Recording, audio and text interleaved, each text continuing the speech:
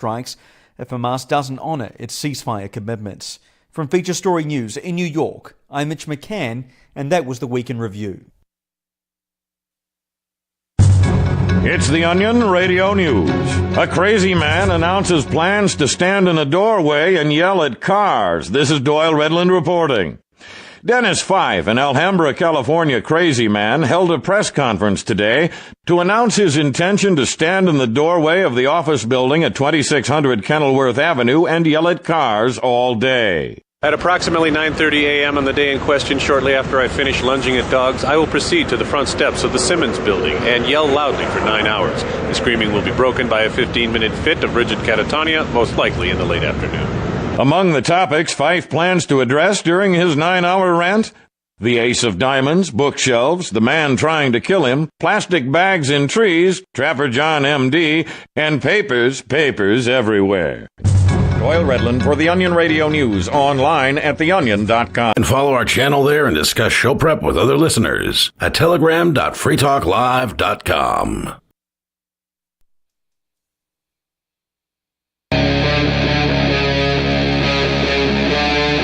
Free Talk Live.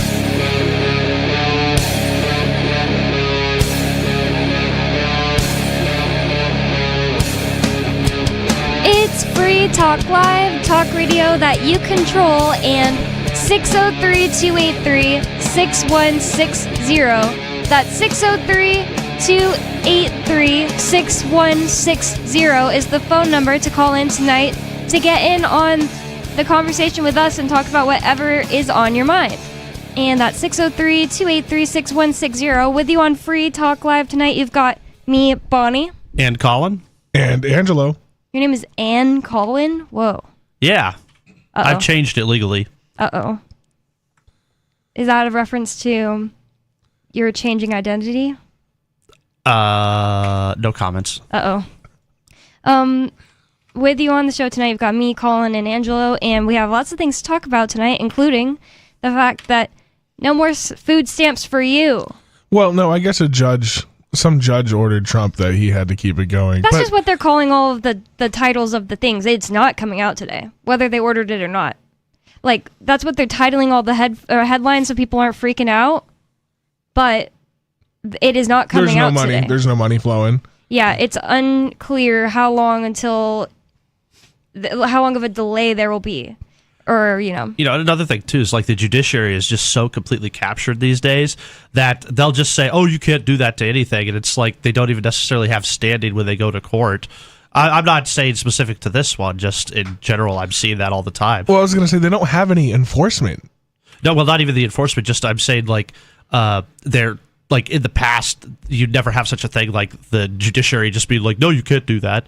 Because you have to have a case that goes forward, and somebody has to have a harm or some benefit. Oh yeah, so you're just saying this judge is coming out and saying something when there's no case, pre-trial. They're just well, I'm a judge and I say it should be like this, but nobody sued anyone, and there's no there's no reason for it to be in court. It's all made up lawsuits these days.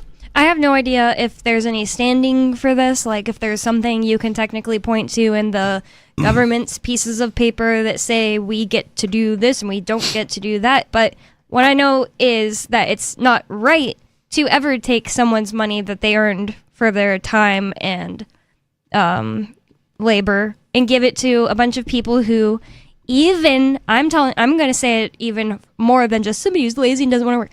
Even people who are blind, disabled, blah, blah, blah, blah. It's never okay. It's no one's right to live off the labor of someone else, like slavery. We know that slavery is wrong, and for some reason we have this jump in logic there when we're like, well, what if somebody's lazy and wants to sit around with their kids? Well, too bad. You need to go find a way to get money, and I'm not even necessarily saying go work. Some people have agreements with their husbands where they get to stay home with their kids, et cetera, et cetera, et cetera. But some people have babies with people that they never should have, and then they're just like, well, the whole entire state that I live in should all go to work every day, not me, and I still get to get fed, like that lady that said she'll be at your house and she likes steak and lobsters. Think about the ridiculousness of the fact that it's 40 million Americans are on this, and the fact, if you start looking into the statistics, it's multi-generational people being on it. So it's the people's grandparents it were wasn't on a stepping stone to they're get better, on it, obviously, then. and then their kids are on it, and it's like, how could it possibly be that case that there are 40 million Americans, many times multi-generationally, who've been on this, and I'm sure they feel like being that person sitting there, they feel like they need this and whatever, but they just don't. And the other thing about it is, like I started off saying, no, it's not even a right if you're blind or something like that. I also don't think that I have a right to period supplies just because I was born a woman. Like I don't think that men should have to pay for my period supplies either. But I do think that in a world full of good people, then good people would come together to help out blind people in their communities and stuff like that, and we would live in a totally different world. Like we're so separated from each other because of phones. And I really think phones is a huge thing. Like I was like considering today while we were driving around, I was thinking, I really think that phones are like something that they were just like, all right, we'll let them have this just so they feel like they have something that they can't possibly live without. And then it's easier to control us. I was talking to my buddy back in Oregon, and his grandpa, super cool guy. I love hanging out with him. He's like 85. And we go to the bars with him still, right? And so he likes to go out and have a good time, and I guess he has for his whole life. But he worked for IBM in the 70s and 80s, and he built the internet with DARPA, like with DARPA money. He was his name is Leon, so he was Leon, like that was his username, was Leon at the internet, and then it became Leon at IBM, and I was like, and I just put it together. I was like, oh, wait a second, buddy, your grandpa's a spook. You know what I mean? Your grandpa worked for the defense contractors building Careful, because this. I think that's also like a regular slur. Oh, really? Right? Isn't that a racial slur? I've never heard that. Well, I'm from the South, so just take my word for it. Okay, well, buddy, your grandpa's a fed, like a deep fed, man. And he was like, yeah, why do you think he left? He retired before he was 40, and he turned down a $2 million contract in the 70s because whatever they were doing was so messed up that he didn't want to be a part of it anymore, and he turned down the $2 million. Wow. And ran away to the middle of nowhere, Oregon, and built his house and just like hunkered down. So I was like, well, okay, man, how bad is it really? Like, are they really just phones, or is it demons in the computers? And my buddy was like, it's the second one, but it's more complicated than that. One thing about it that is 100% true, and that people who don't work with computers may not know, and I didn't know until I started working on Free Talk Live, and things go wrong here, things go wrong there. There can absolutely be things that go wrong with your computers that have no logical explanation. Like, and every computer expert in the world will have to admit this if you get in a real conversation with them. Like, it's not just, oh, well, there's like logical explanation. Sometimes they just do things. Like, I really think it's like, people always say, like, it's gremlins in the machines. Like, people who work in computers, they joke around like that. And it's not just a joke as in, yeah, sometimes something goes wrong. It's so hard to figure out what it is. Of course, that's like 99% maybe of what it is. Well, just my friend isn't like a superstitious person, and neither is his grandpa. Like, when I talk with him, he's very like a logical, straightforward, like he worked at IBM. Like, you know what I mean? He's not this kind of like fantastical guy. So for him to like get so weirded out and scared of what they were building back then, like, and then now we have these cell phones that is connected to that. Like, all the internet is a psyop. It was built to be a psyop. I got a Ouija board for my Halloween party yesterday, and I was like, I bought it like 3 days ago, and I was like set on, I'm going to ask people who are serious about it if they want to go up in a different room and do the Ouija board. But the night before I started getting a little worried, and I just thought like, whose opinion on it would I take seriously? And I had the book, The Secret Teachings of All Ages, out already. Just like, I have a bookshelf. I had it out because I had been reading it like months ago. So I was like, okay, I think I'll see if he has anything about it in here. And either he doesn't have anything about the Ouija board in the book at all, or like I just got distracted with other things I was reading in it because it was like a thick book with interesting stuff in it. And I decided to Google what he thought of it, Manly P. Hall, the author of that book. Yeah. And he was an occultist and a Mason, and he knows everything about everything. I think Stu was talking about this book the other day. Yeah, he told me he was listening to the audio version. He said it's like a 30-hour audio book. I bet it's really, really long. So he said that he has known many, many people that have used Ouija boards, and he said 99 out of 100 have something horrible, terrible happen to them in their lives that can be directly traced back to the use of the Ouija board. Even death in the family is breaking up families, things like that. And I was like, okay, that's a good way to put it that makes me not want to do it. It's less about like, oh, you'll let a demon, and more about like, oh, what if your dog gets hit by a car the next day? What if, things that go wrong that aren't just like, I saw a demon, Yeah, well, that's because it's always, Hollywood fantasticizes everything, right? They have to, in order to make it like a watchable movie.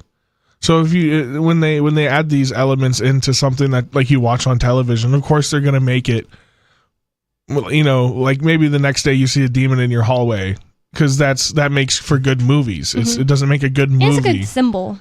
Yeah. Everybody can kind of relate to, and in reality, the symbol is like something dark in your life or something awful about yourself. Can take like years to manifest, or over the course of months, and that's not a good movie. That's not fun to watch in a theater, right? So you got to compress it into where it fits into like a 2-hour time frame. So they're going to use these ideas and these elements of things, but they're going to they blow it out of proportion to where you think it's so fantastical that you just don't believe in any of it. Yeah. I think the kind of person who's likely to see a demon is the kind of person who's going to use a Ouija board. Maybe because they're more open to the idea. Yeah, and so they're more likely to fantasize one into existence. And I also do think that partially demons are something that wouldn't have power at all, maybe don't even have consciousness, maybe even ever, but humans have this ability to give power to things. Like an egregore? Yeah, but also I'm not saying that's the only type of demon. Or like a djinn? I could see there being intelligent demons, but I think that they start off with people's emotions and energy. I've always felt that. I've been in places where it's like, wow, it feels heavy here. Like, what happened? I don't know what happened, but something bad has happened here. And then you do a little bit of digging and you're like, oh, something bad has happened here. This is crazy. Maybe I don't want to be here anymore. You ever walk into a building and you're like, wow, this is just like, it's a doctor's office. It's the worst one ever. For me, it was the county jail Ian was in. It was like oppressive. And it's not because I was like upset in general. I'd like walk out like, oh, so much better. Oh, get away from here. Yeah, like an old jail cell is somewhere like that where you can just feel like the heaviness, even though it's like not an active jail, but you can just feel like the weight of the emotions that were felt within that space. I wouldn't say that's something that happens to me like commonly. Like the prison was like strong. Well, I mean, I don't go out of my way to go to like creepy places. I mean, I did when I was younger, but there'd be like some weird, like, maybe like a burial ground or like a sacred site or something. And you're like, wow, maybe we shouldn't. This feels weird. This feels like we shouldn't be standing here at this moment. Let's get out of here. Well, it was Halloween yesterday. I had a Halloween party and these two were there. It was just us. No, I'm just kidding. We had a bunch of different friends from all over the Free State that attended, which was so fun. And I think it's worth mentioning just because it's like, I really appreciate living in the Free State. Not the Free State Project. That's part of the Free State Project, which you can Google. And living among people that, like, them coming to my house doesn't make me feel like, oh, I need to get, like, locks put on my doors to my bedroom first. And, I better not drink too much and not be in control of myself. They'll use something against me. Things like that. Or even just Sharpie your face when you pass out. No, you might do that. No, I wouldn't. Never Maybe done not. that. No, anything below the neck is fair game. You just got to keep, if you can cover it with a long sleeve t-shirt. Oh my goodness, that's horrible. I think that it is wonderful when people come together and they're all good people. It's like, lots of people have, parties, but it's like, not everything's 100% good vibes like yesterday was. Like, people showed up a bit early and I was like, oh God, I gotta start getting this together. And like, they just started helping, like took over my chili I was making and let me go put the decorations up that I hadn't put up yet and things like that. And it's just so wonderful to live in a state where a society that we've created together that we actually want to be a part of, where we actually will agree to things voluntarily that we want to do together as in like, if like one of our friends needed help, we'll come together. It happens all the time in the Free State. And not just something where we're all just forced to, be stolen from for each other. So taking it back to the original story we were going to talk about. It's something that you will always be, you'll feel, what's the word I'm looking for? Like when you a sense regret of community? someone. No, a negative. Like when some people are stealing from you for SNAP benefits. You're going to regret that, not regret resent that. them. Yeah, there we go. You're going to Thank you. Grow to resent the people that are using the money. They never see a face of the person who has to bring the food over. Mm-hmm. Like if it was a small town and, somebody's house burned down or something like that happened and everybody brought over food to help that person, like they'd see the faces of all the people that they know in their town actually helping them, on a one-to-one basis. But when you just get like a check or whatever it happens to be, a debit card, whatever sort of thing, and you just go to the grocery store like any other day, and you just feel you're owed it, these people do. Well, a lot of those people, I've heard them talking where they'll say things like, "Oh, I work for it. I had to fill out the paperwork." Whoa! Like that feels like work. I mean, that is. It's like, well, that's the work that I did to get that. How's it any different than a desk job? First of all, you don't get paid that much to do any kind of desk job paperwork, like one piece of paper. I know. I'm just saying, like the mentality of it, the way it feels, the psychology of it. I don't know. There's some desk jobs where it's like you send 2 emails a day, and then you do just sit in your cubicle and hang out. And even that, like work. You're there for 8 hours if a phone rings. Yeah, if the phone rings, you have to answer it, but. I'm not saying that's really normal because it's probably like a corporation that's bloated and able to have all this crap. Or a government job. Yeah, and government jobs, stuff like that. Yeah. But I mean, it's way better when it's done by a community because the community also can determine how much the person actually needs, and can determine when, okay, we've given you enough, you should be back on your feet or shouldn't be back on your feet, or we're not helping you because you're not helping yourself or whatever.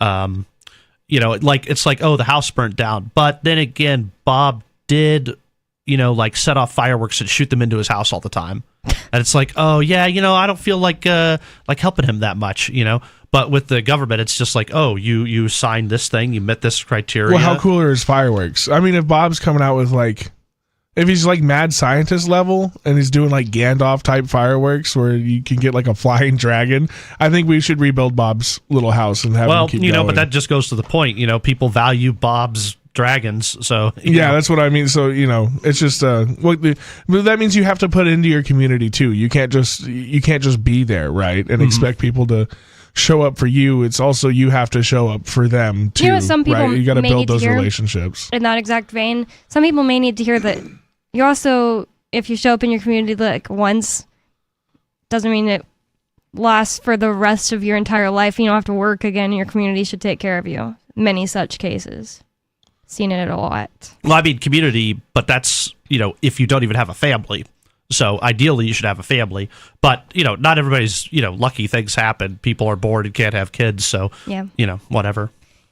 Yeah, but if you're, born and you can't have kids, you should at least be making an effort to, be family with other people's family and stuff like that. Yeah. Instead of just being like, no, I'm mad at God for not letting me have kids, and now I'm just going to hate everybody and not get along with anyone, and then why don't I have money? Yeah, I mean, even if you can't have kids, nothing stops you from being an aunt or an uncle for your siblings' kids, or I guess if you're a single child, something does stop you if you're a single child. Yeah, well, and your friends' kids are just or you could start coaching, or there's tons of ways you can give back to future generations that don't involve just actively having kids. Yep. So you could even just do your own philanthropy, right? Instead of get rid of taxes, you can still just donate to orphanages. You know what I mean? You can donate to people less fortunate than yourself. That's always an option, right? And just being there for people. Maybe your friend has babies and you're there for them, because then it's a face to a name. Yeah, well, it takes a village. Yep. It always does. So 603-283-6160 is the phone number, and you can call in with whatever's on your mind. Let's get into this article here about the Trump administration. Oh, it's from the New York Times. The Trump administration must pay SNAP benefits during shutdown, court rules. And of course, that's the headline, like you were saying. I'm not saying it's not true, but they're not paying out today. People apparently get their money today. That's what everybody was talking about. And they're not getting it today. It says states, cities, and nonprofits had sued to spare millions of low-income Americans. The thing is, like, it's like I say that with like an annoyance because I literally do have a resentment. But it's like, I know there are lots of people that need to be helped. It's just, and it's not even necessarily their specific fault. It's the forced society that doesn't exist because you can't be in a society you didn't agree to, like we are here in New Hampshire. Not everyone, I just mean the people who are part of the Shire Society. So the people in this forced, quote unquote, social contract society that have created this system where people are struggling, working so hard, breaking their bodies down, and they're still giving, like 30% of that money away to people who are just like, well, I didn't want to work and I had a kid. I shouldn't have to. I had a kid. That's almost always where it starts. It's like maybe they were like working at Walmart or something, but then they had a kid with some deadbeat loser that they should have never been involved with at all. I'm sorry, but it's like maybe not every time. I think it's very possible for a man to like not show his true colors and then all of a sudden flip. Like, definitely seen it before, but I'll say this: there's definitely like separate classes of people in a way that people don't often think. They always like to think like the rich and the poor, but what I see is it's like there's two classes of poor people and like two classes of rich people, and I mean, and it's now more than ever. I mean, I used to always complain about fast food because like they'd always like screw up my orders and stuff, but in the past few years, like I honestly like I have like some sort of respect for them because like some of these people worked through the pandemic. And like they were the only person. Bonnie, I think you have a crazy story about that, where some guy was the only one working at a store. Mm-hmm. Yeah, at Jack in the Box in San Antonio. You could talk about that. But like those are poor people. They don't make a lot of money, but they're working their butts off, and they're like. And then there's the people who are in line getting the food there. And some of them are people who have real jobs and are there getting their food. And then there's a whole group of other people, who aren't, and it's like, like who's the real person who's downtrodden in this situation? Is it the person who receives all of these benefits and stuff? Because if you look at a lot of the benefits, like we're just talking about the food benefits, but you could pretty much, especially like a single mom, get your entire lifestyle given to you. You'll get a phone, you'll get housing, you'll get the food, you'll get heating, you'll get all of this stuff. And it's like, wait, what? Just because you're, like, can't you do something? Huh? Popped out a baby. Yeah. But yeah, there's like two classes of poor people. There's like a working poor, and then there's like a welfare poor, and one is definitely the slave of the other, know? The same thing too with rich people. Yeah, I definitely see where you're coming from. Well, because it's like, and that just comes back. You're starting to notice that more because we've eroded the middle class so much that there's no middle class buffer. It's just you're either like working poor or you're on the system, right? Because we've just the wealth has been stripped off of us through taxation and inflation so much to the point where the middle class just can't survive. So it really is, you're either working poor or you're on benefits. Yeah. I'm just saying that one of those groups is like the slave to the other.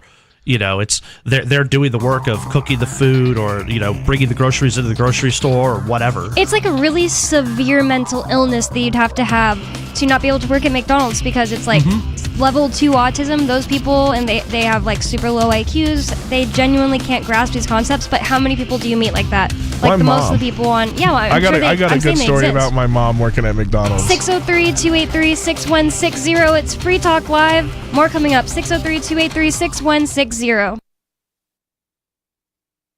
Free State Project has reached its goal of 20,000 liberty lovers who've pledged to move to New Hampshire and get active to achieve liberty in our lifetime. Perhaps you're trying to figure out what part of New Hampshire should be your destination.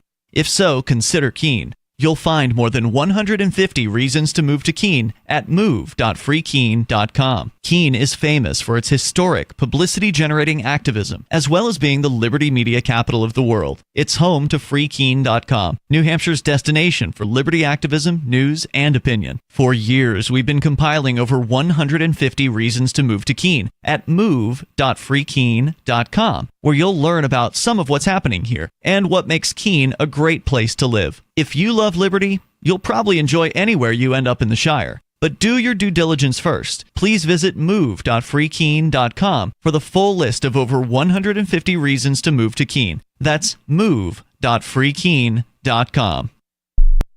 From Feature Story News in Brussels, I'm William Denslow. The bodies of 2 more deceased hostages were returned to Israel on Thursday. Comes as Prime Minister Netanyahu threatened further Gaza strikes if Hamas does not honour its ceasefire commitments. Blake Sifton reports from Tel Aviv. Hamas returned the bodies of 2 more deceased hostages on Thursday in the first handover of new bodies in 9 days. 11 deceased hostages now remain in Gaza, and the Israeli government has accused Hamas of purposely delaying their return. Hamas says it will take time and heavy machinery to recover them. On Thursday, Prime Minister Netanyahu said that if Hamas violates the ceasefire, it will suffer powerful attacks like it did 2 days ago. Local health officials in Gaza say at least 104 people were killed in those airstrikes, including 46 children. China's President Xi Jinping is set to meet Canadian and Japanese leaders for the first time on Friday, a day after agreeing a trade truce with US President Donald Trump. The US President skipping the APEC summit of Asia-Pacific economies, with the spotlight now turning to China's leader. Laura Westbrook has more from outside the summit in South Korea. All eyes now turning to the leader of the world's second largest economy, China, and Chinese President Xi Jinping. Now, he has made a speech, his first since that meeting he held on Thursday with Donald Trump. And he said that he was very much calling for protection of the multilateral trading system. He said that the world is going through rapid changes with a complex and volatile international landscape. And so he said, in the face of these turbulent times, the more that we must work together. The UK government says it supports King Charles's position after he started the process of formally stripping his brother of his Prince and Duke of York titles. Andrew's always denied doing anything wrong, but fresh details about his friendship with sex offender Jeffrey Epstein have been emerging in recent weeks. Andrew Mountbatten Windsor, as he'll now be known, will also move out of the Royal Lodge property in Windsor. Royal reporter Jack Royston says further action had become inevitable. It's almost unheard of in the monarchy. Obviously, royal family members are not staff members. They're not employed by the monarchy and therefore cannot, under normal circumstances, be fired. It had become completely untenable for the monarchy to keep acting as though royal family members should not be held accountable for their actions, because that is absolutely what the public expects. And at least 19 people are believed to have died in Jamaica due to the impact of Hurricane Melissa. At least 30 are believed to have been killed in Haiti too, after one of the most powerful hurricanes hit the Caribbean. From bureaus worldwide, this. Our Matrix server is about as free as internet chat can be. Join the existing rooms or create your own at chat.freetalklive.com.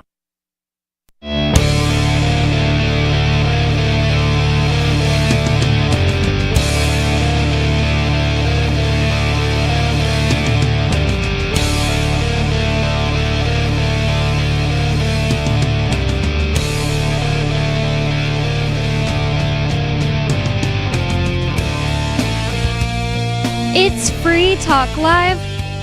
Talk radio that you control. That means that you can call 603-283-6160. I wonder how many people are out there, partying for Halloween, even though it was yesterday, but today's the Saturday. I don't understand, honestly, why people prefer to party on Saturday when you can get off work, party on Sunday, and have all day next day off and the next day off. You meant Friday? Oh, sorry, yeah.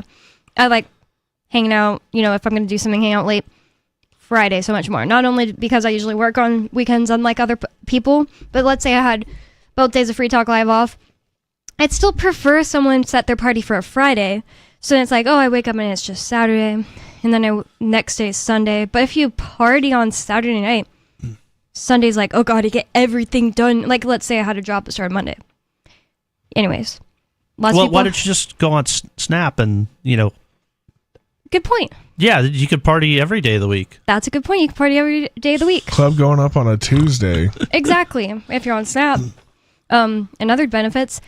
Free Talk Live is brought to you by LibertyMinded.com. Official Free Talk Live gear like t-shirts and hoodies are available at LibertyMinded.com. Plus, you'll find a unique collection of cool and funny liberty-oriented clothing at LibertyMinded.com. That's LibertyMinded.com. And with you on Free Talk Live tonight, you've got me, Bonnie. And Colin. And Angelo.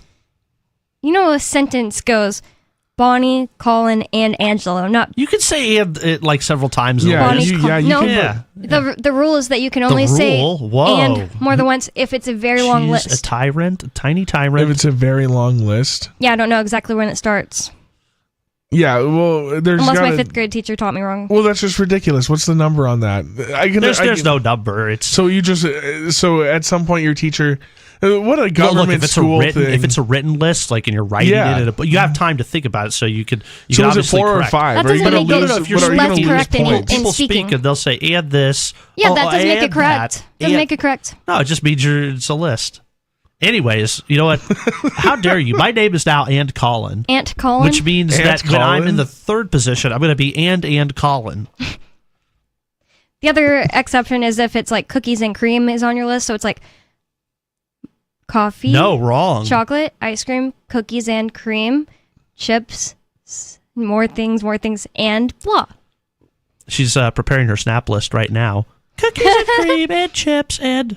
I'm pretty sure, didn't they cut junk food off a lot of the EBT? I don't know if that went through. I don't know what all the rules were, but I heard something about that. I'm pretty sure I saw. Ago, I swear to God, I saw videos of people getting upset at their register because they still owed, like, it was like, you still owe us $85. And it's like, no, it's supposed to be on Snap. And they're like, well, this stuff isn't covered on Snap anymore. So interesting. Yeah, I didn't know that. No, I'd heard about it, but I didn't know the truth or the degree or what items or whatever. Yeah.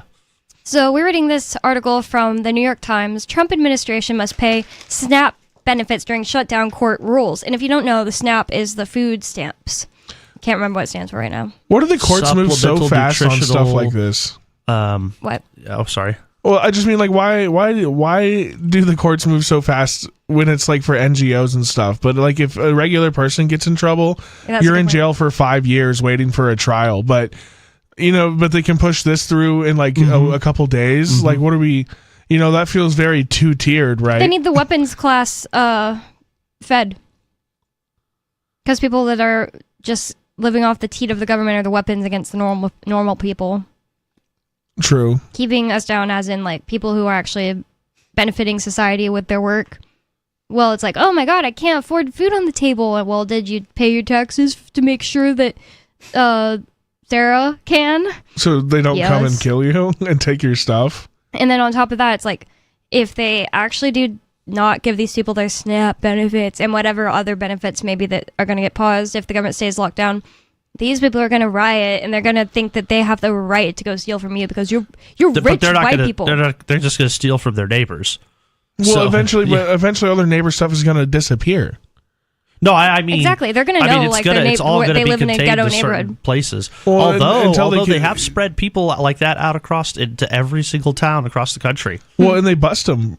And then they bust them from. Well, no, not. I mean, and they also create colleges. Well, not which even from the border. Yeah. They put homeless people on buses and say, "Get out of here. We're sending you out of here to this other place." The fact there are homeless people in like Vermont, random little towns. There'll be like a homeless person sitting on a bus in the middle of the night, on a bench in the middle of the night. It's like, how does that make any sense? This is like a 400 people town in Vermont where it gets cold. Sometimes that is just somebody's son who's just lost it. And he just, every town has like that one or two drunks that if it was hang just around. One. Like up here in New England, they have a lot of towns that, small towns, and each one of these towns used to have like a small mill that would employ 100 or whatever people and would make stuff, and then those all have been converted into like housing units, and so like there's these towns of like just a couple thousand people, and then they have a housing project that the government came in, and then they moved people there, and so they are actually everywhere now. They're going to say those people lost their jobs, and that's why I said those people should be dead though by now. But they're not even necessarily from those towns. And here's another thing: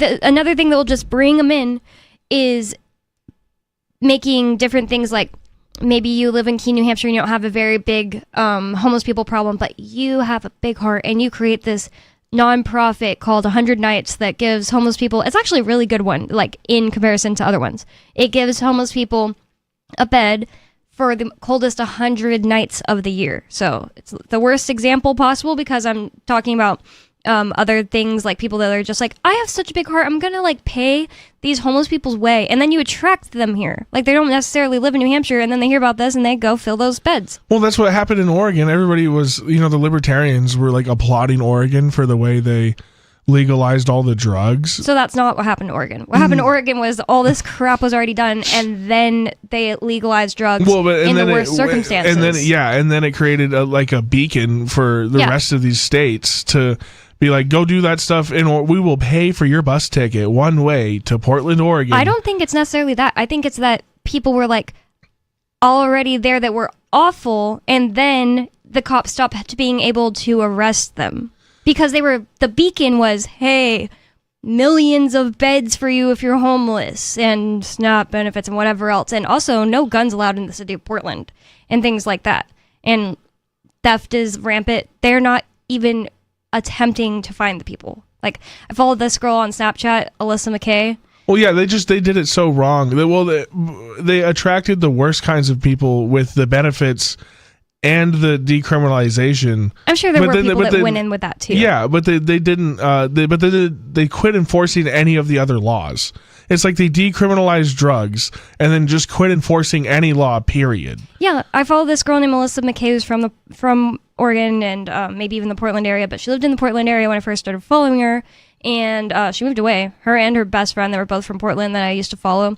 They both moved away to New Jersey and then Tennessee. But anyways, one time she had this like little Miata stolen from her like parking garage of her like luxury apartment. And when she was like documented the whole thing where she had, the cops like didn't do anything. She filed a report, they didn't do anything. She's calling them and like nothing. She did all this work where she found their Facebooks because like something they left in her car, because her car was found destroyed and everything. So she got it back, but. And then did her own detective work and found the stuff in her car. And she gave this to the cops and nothing ever happened. And nothing. Yeah, it's like they just quit enforcing because I don't think it was about decriminalizing drugs. It was about creating a terror class of people that they could bludgeon the rest of Oregon with whenever they wanted. I completely agree. 100%.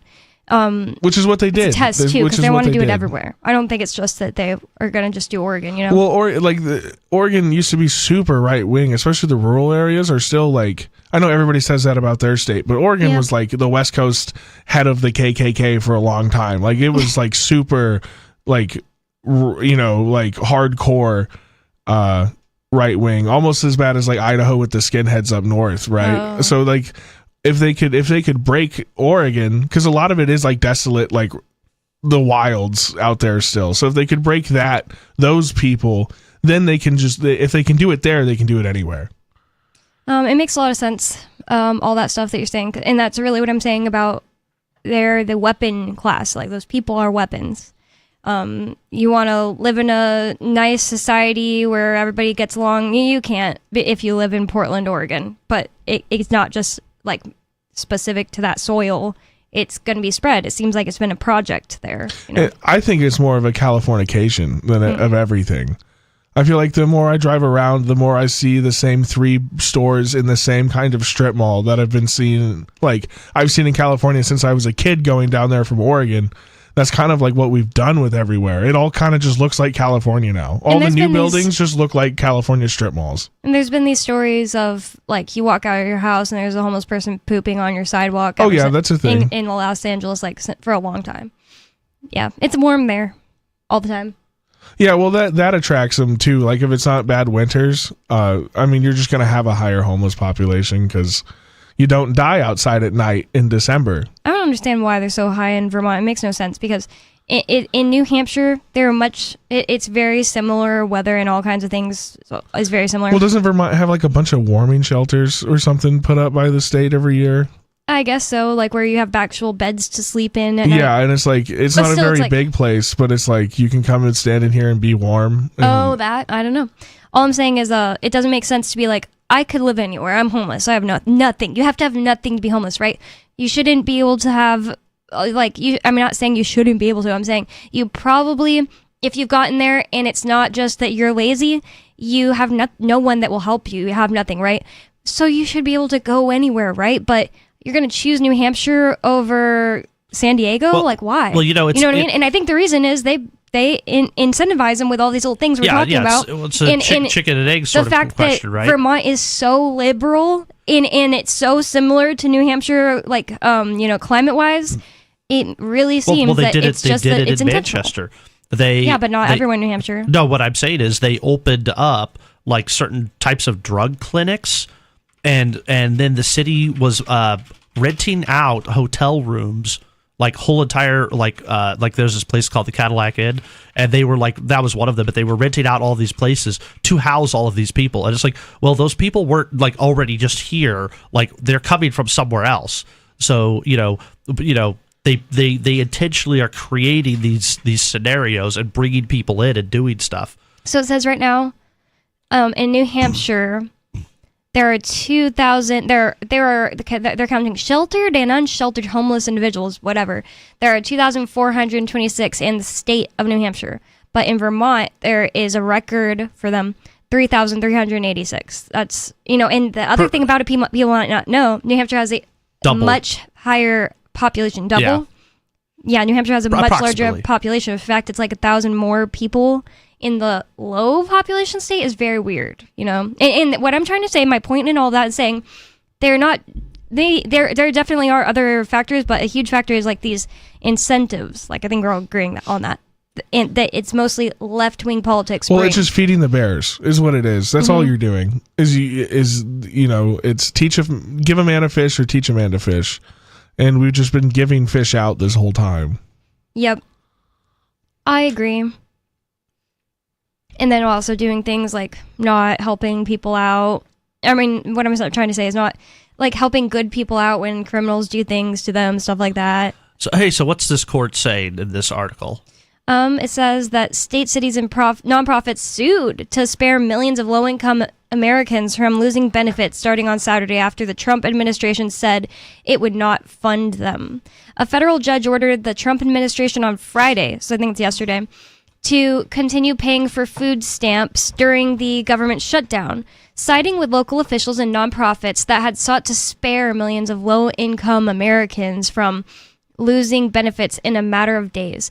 It was the second of two rulings in the span of about an hour that found the administration had acted unlawfully. Within an hour of them making that announcement? No, there were just two rulings in an hour. Oh, okay. So there were two separate cases ruled? Like why would there be two rulings in an hour? It's not clear. Different parts of the U.S., different federal circuits. That's what I mean. So it's two different cases then? Let's see if this sentence says it. It says it was the second of two rulings in the span of about an hour that found the administration had acted unlawfully after it had refused to tap an emergency reserve, maybe that's one, enacted by Congress, and totaling in the billions of dollars to sustain the nation's largest anti-hunger program. As if it's not like there are rice and beans on the shelves. You know what I mean? It's like, I'm so hungry, you can't make $5 for rice and beans. Like, I don't believe it.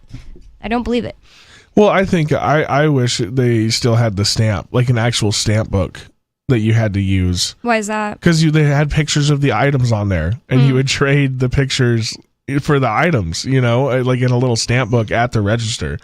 But what would that change? Why do you want that? That would just you're restricting the items that you buy, which I think that you can do electronically. And I think it also holds more of a stigma. You're not just whipping out a card. That is a good point, and that's why they were mad about it. I have to pull out my government book. That's why they switched to the card, because it's like, well, it looks less like a stigma. But it should be stigmatized. Exactly, it really should. And I'm not saying because like you should feel bad if you ever need help. You should feel bad if you're in there like year 4 and you need help, like what's going on, and you don't have like a disability. Well, but the other thing is like maybe you should feel bad if you're on the government assistance and you have a disability, because you should just like be in a community with people and getting benefits from maybe your church and things like that. Well, it's hard as somebody who's like severely mentally ill destroys their community because nobody wants to be around a mentally ill person. Yeah, that is definitely it's hard true. for those people to. That's not saying that government's No, I'm not saying that's the answer, but I'm just saying answer. It's like people like churches are the type of people that it's like, you don't just get to say, I'm the priest and, well, this person annoys me and insulted the church my mom. has ostracized those kind of people for a long, especially in the past 100 years. I don't know. I know people that literally reach out to the Catholic Church to pay their rent. Things like that. Oh, yeah. I know. I just mean like... they don't have to prove anything. If a crazy guy went down, like a schizophrenic was walking down the street in Keene and they walked into one of these local churches for help, they're just going to call the cops on him. I don't know about that, honestly. I don't think they would give him the time of day. I don't think that's true, honestly. I don't think that they could do it all the time because they have, a certain amount of money that they make. But I think that something would be creative for these people if they genuinely came and tried to get help. And then they'd eventually move on because they can't keep track of themselves, stuff like that. The other thing is that maybe if no one wants to help someone and they can't help themselves, maybe they just naturally pass away because it's like, what kind of life is that? Because I think we're talking about a lot of fringe cases. We're like, well, what about a person who's, like a schizophrenic or something like that? Or what about I actually probably a lot of the schizophrenics aren't on these programs. I think a lot of those people, they're the types of homeless that get all the way out to California or on Skid Row, taking drugs and stuff. Most of the people who are on I've been to some of these housing projects before, and they could be doing something. They could be doing some sort of real work. They're normal enough and capable enough and physically intact enough. They could be doing something. They could be a bagger at a grocery store. Exactly. They could be, there's plenty of stuff that these people could be doing. A friend of mine, I'm not going to say who it is, food, but New Hampshire people know who it is. Told me that with the work he's had to do with, he's like a landlord and he has to deal with a lot of, what's it called? Title 8 or Section 8? Section 8, yeah. Section 8. He said most of these people that do this, it's they absolutely could work, but they're more like an animal than a human. You're not going to get them to understand that. They're just these people that if you're going to give it to them, they're going to take it. And if you just decided we're taking this away tomorrow, they're absolutely capable of doing something else, but they're just going to jump on some kind of benefit like that, like roaches. You know what I mean? And, well, that's what he said. No, he what's knows roaches? them. What do you mean, roaches? Oh, as if they're roaches. Okay, sorry. I thought the way you worded that, I thought what's roaches? I haven't heard of that program. Everybody wants roaches. Oh, they're going to jump onto roaches. Everybody wants roach in their Roach house. stands for, Anyways, I honestly think the majority of these people are just people who are way into the human tendency to take and get away with things and connive and scheme. I have an example of somebody that I knew in Missouri. I was stayed with somebody in a trailer park for a while, just a temporary sort of thing. And he was dating somebody else in the trailer park. And this lady who was actually pretty good looking, she was on some sort of Social Security disability, but there was nothing wrong with her at all. She just had anger issues or something like that. But I remember thinking she's just such a horrible and unpleasant person. And I realized oh, now she's basically paid to be that way. There's nothing in her life pushing back, being hey, you better watch yourself or you're going to lose this job, or you better do that, right? And so I realized that actually these programs make the society a lot worse because they enable people to just be horrible people, because all they have to do is file a piece of paperwork with the government and all of their living situation is taken care of. Mm-hmm. But if that lady had to do some sort of work, she, just a minimum, or just be a good person. Yeah. Maybe she actually needs help because of, let's say, her anger issue. But if she had to be a good person anger to issue, get, but not quite that. But well, whatever. Yeah. If you actually had to be a good person to get help from somebody that in your family or something, even it doesn't have to necessarily be work.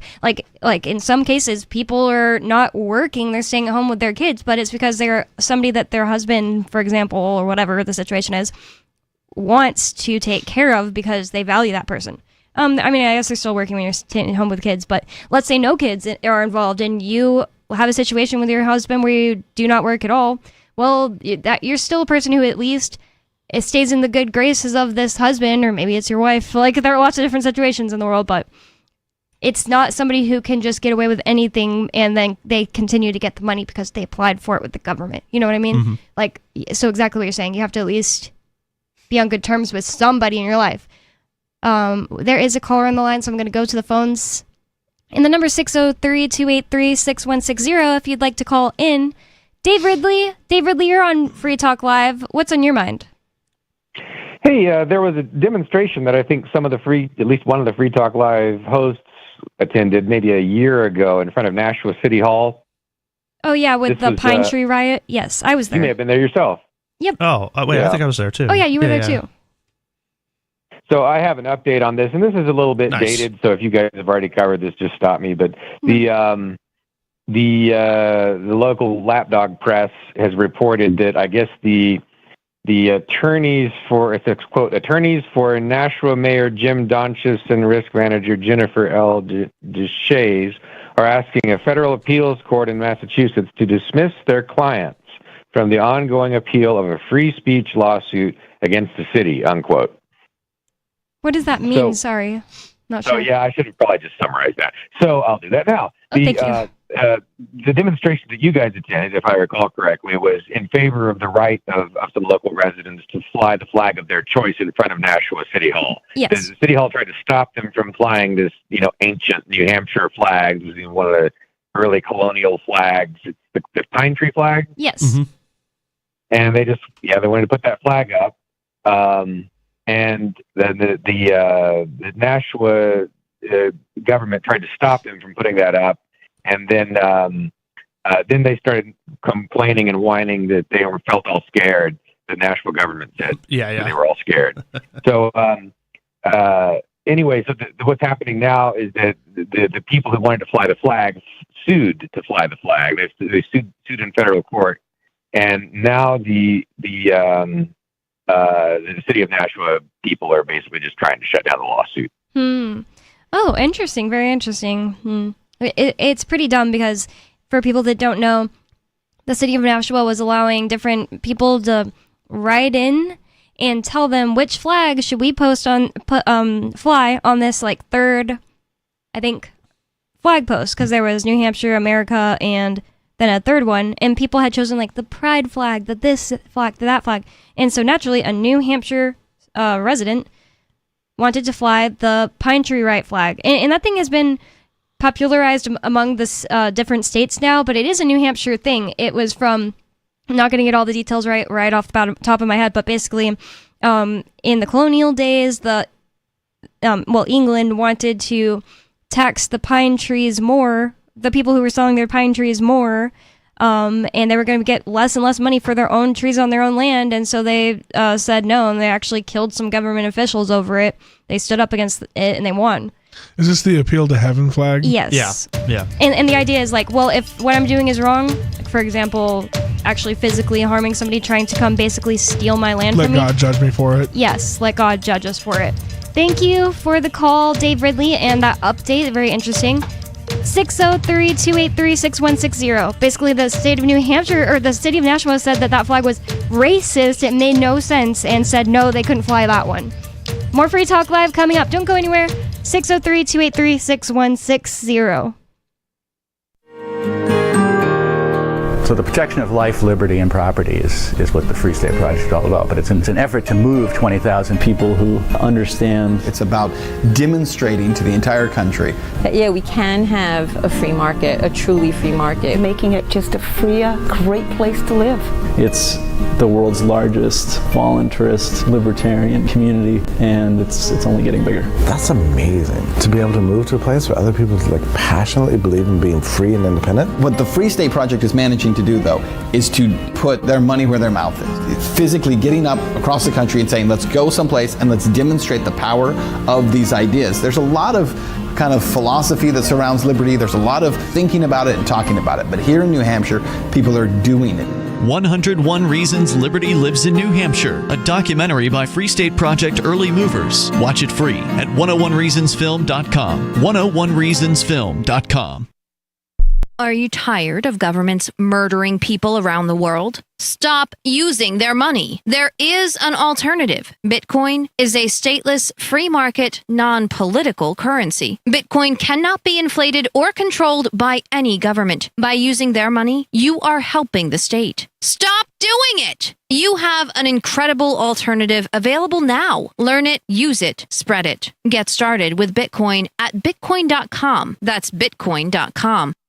What if you want to hear the latest episode of Free Talk Live, but all you have is your phone? You forgot to download our archive? and you have no data connection, you can call our Listen line at 641-793-0191. That's a long-distance number, so you may incur charges. If not, listen as long as you want. 641-793-0191. The Free Talk Live Listen line, 641-793-0191.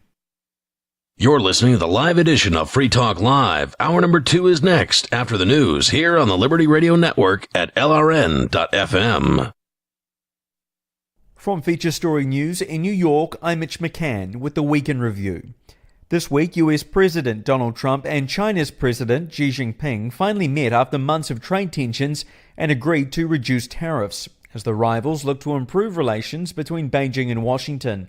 It was their first in-person meeting since Donald Trump's return to the White House in January. Laura Westbrook reports from South Korea.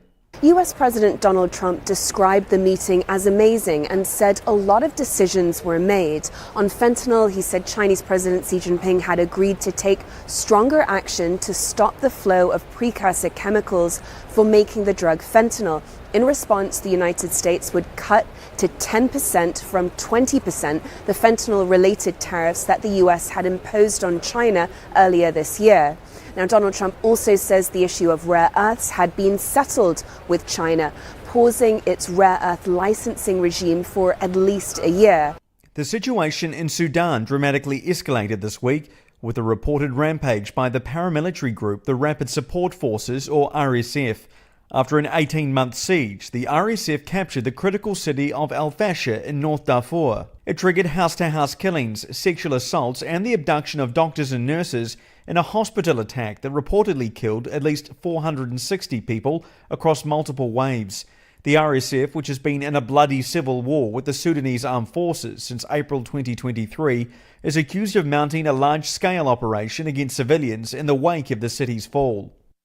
A major development this week on the future of Britain's Prince Andrew, the brother of King Charles, who will be stripped of his royal titles and will have to move out of his royal mansion. Andrew Mountbatten Windsor, as he will be known, has come under increasing scrutiny for his friendship with Jeffrey Epstein and has been forced to repeatedly deny claims of his involvement in an international sex trafficking ring.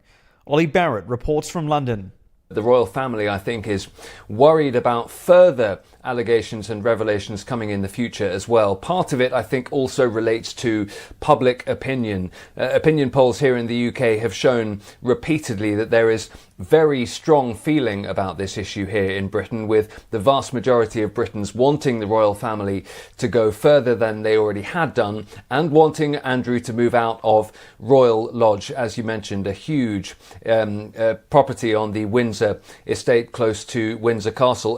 The death toll from the hurricane that tore through the northern Caribbean continues to rise as search and rescue teams comb the areas worst affected.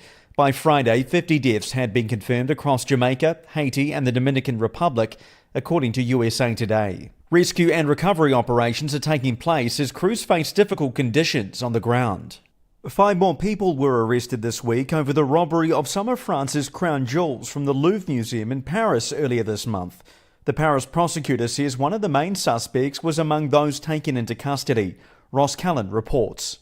On Thursday, the Paris prosecutor announced the latest updates on the police investigation into the robbery, saying that the arrests took place in different locations in Paris and the surrounding area, adding that one of those detained was, quote, a target we had in our sights. While the stolen jewels have so far not been recovered, the prosecutor added that the new arrests may lead to more information about the planning and execution of the robbery. The dramatic event took place in broad daylight on the 19th of October, with thousands of visitors already inside the museum. 4 people used an industrial lift truck and power tools to break into the Louvre to steal what were described as priceless jewels, and then they escaped on motorbikes waiting on the street. Rob Yetten and his Liberal Progressive D66 party has narrowly defeated far-right firebrand Geert Wilders in the Dutch elections. Yetten will now be tasked with trying to form a coalition government with several other political parties, a process that could take months. William Denslow reports from Brussels, where the results were being counted late Friday. Some votes are still being counted, but the election service of the ANP news agency says Rob Jetten's lead is now unassailable. The 38-year-old could become the country's youngest and first openly gay prime minister. Yeton says he now seeks to build a coalition of centrist parties and work to represent the millions of voters that didn't choose his D66 party. The far-right and anti-Islam Geert Wilders says it's arrogant not to wait for the official results from the Electoral Council, adding that he will strongly oppose D66's agenda. And finally, the bodies of 2 more deceased hostages were returned to Israel on Thursday as Prime Minister Benjamin Netanyahu threatened further Gaza strikes if Hamas doesn't honour its ceasefire commitments. From Feature Story News in New York, I'm Mitch McCann, and that was the Week in Review. It's the Onion Radio News. The nation's last remaining themeless restaurant has closed. This is Doyle Redland reporting. A once vibrant era came to an end today when Pat's Place, the nation's last themeless restaurant, closed its doors in Cedar Rapids, Iowa. During the heyday of themeless restaurants, Pat's Place achieved a certain amount of notoriety for its unique non-themed food items and unadorned atmosphere. But according to owner Patrick Baines, the times have changed. Lately, we've had only a handful of people coming in to gawk at our posterless walls and mundanely named menu items like hamburgers or pancakes, and then they go someplace like the Rainforest Cafe or Johnny Rockets to actually eat. Plans are now in the works to convert the Pat's Place location into Cedar Rapids' 7th Patty-O Touchdown sports bar and good time internet grill. Doyle Redland for the Onion Radio News, online at theonion.com. This is the Onion News Network. You can stick it to the man and big tech. Join our FTL social mastodon at social.freetalklive.com.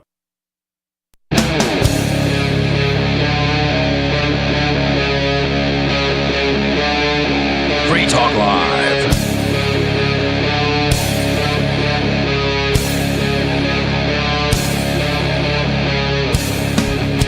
It's Free Talk Live. Talk radio that you control. And 603-283-6160 is the phone number. That's 603-283-6160 to get in on the conversation with us and bring up whatever is on your mind.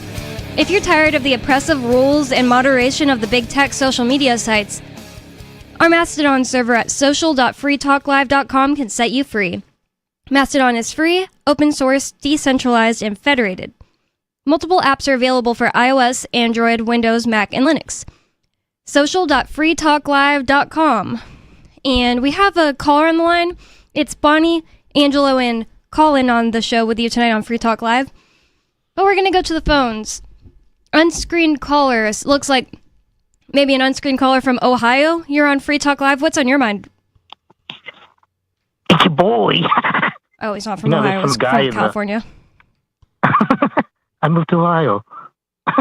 There's some guy in the YouTube chat. You know, he's saying, who does Bonnie think she is? She lives in a house bought by someone else.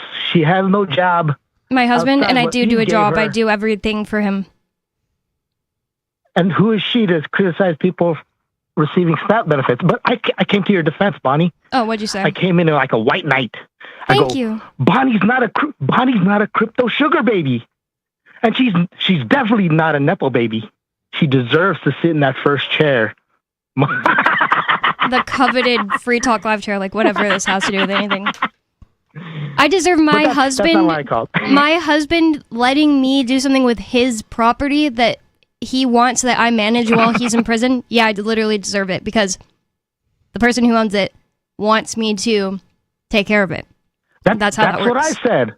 I said the owner sets the rules of the property. Okay, and people are also really overusing the word nepo baby. If somebody who grew up poor and then maybe grew into middle class by the time that I reached like high school and then immediately had to start working right when I got out of college, could be called a nepo baby. Like my mom and dad aren't anybody famous. It's just ridiculous. Yeah, but besides that, that's not what I called. I called about SNAP benefits, right? All right.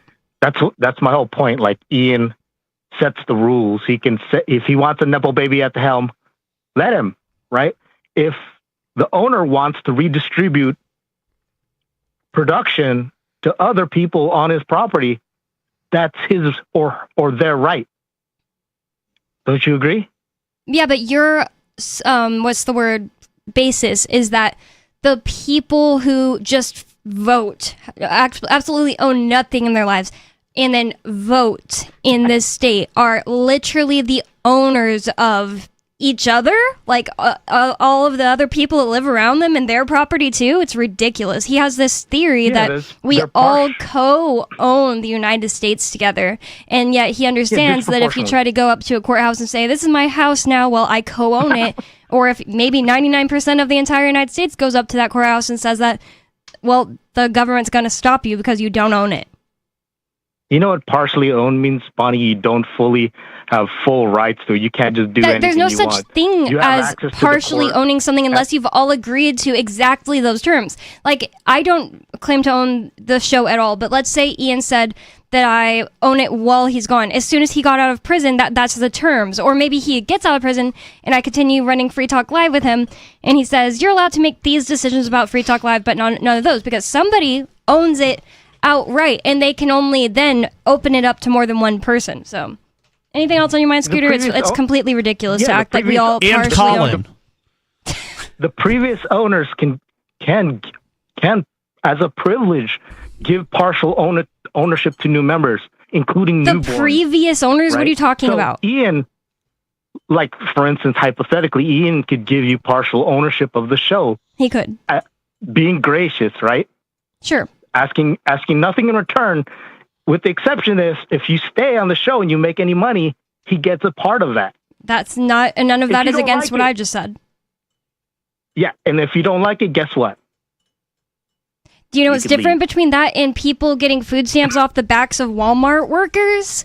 It's that Ian and I would come to that agreement, and if I said, no, I'm not going to do that, then he'd say, fine, then you don't get partial ownership of the show. Not that I want that. Like, that's a whole other conversation. I think part of the issue is that... Thanks for the call, Skeeter.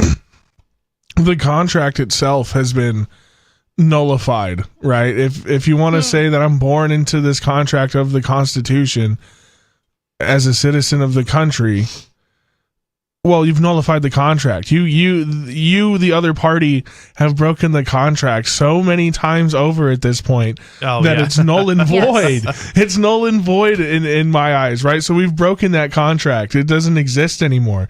We have obviously that you've shown that you don't have any respect for it. So why should I respect it, right? So you've betrayed me. You walked away from the contract before I did, and you did it before I was even born. Yes, right. So I was born into a contract that was already broken, and then I'm forced at gunpoint to stay in it. The only thing I would argue with that, in fact, is that it was never a contract because we didn't agree. But let's just say we live in a world where we all agreed to it, right, when it was written. Like, we were all there for it. We all agreed to it. Yes, exactly. It was just... Let's say somebody can't get past that in their thought process. They're like, no, it's a contract. Well, exactly. The government has broken the contract so many times, violated people's free speech, Fourth Amendment every single second of every day. Every single right you're supposed to have according to the U.S. Constitution, absolutely busted and null and void, like you said.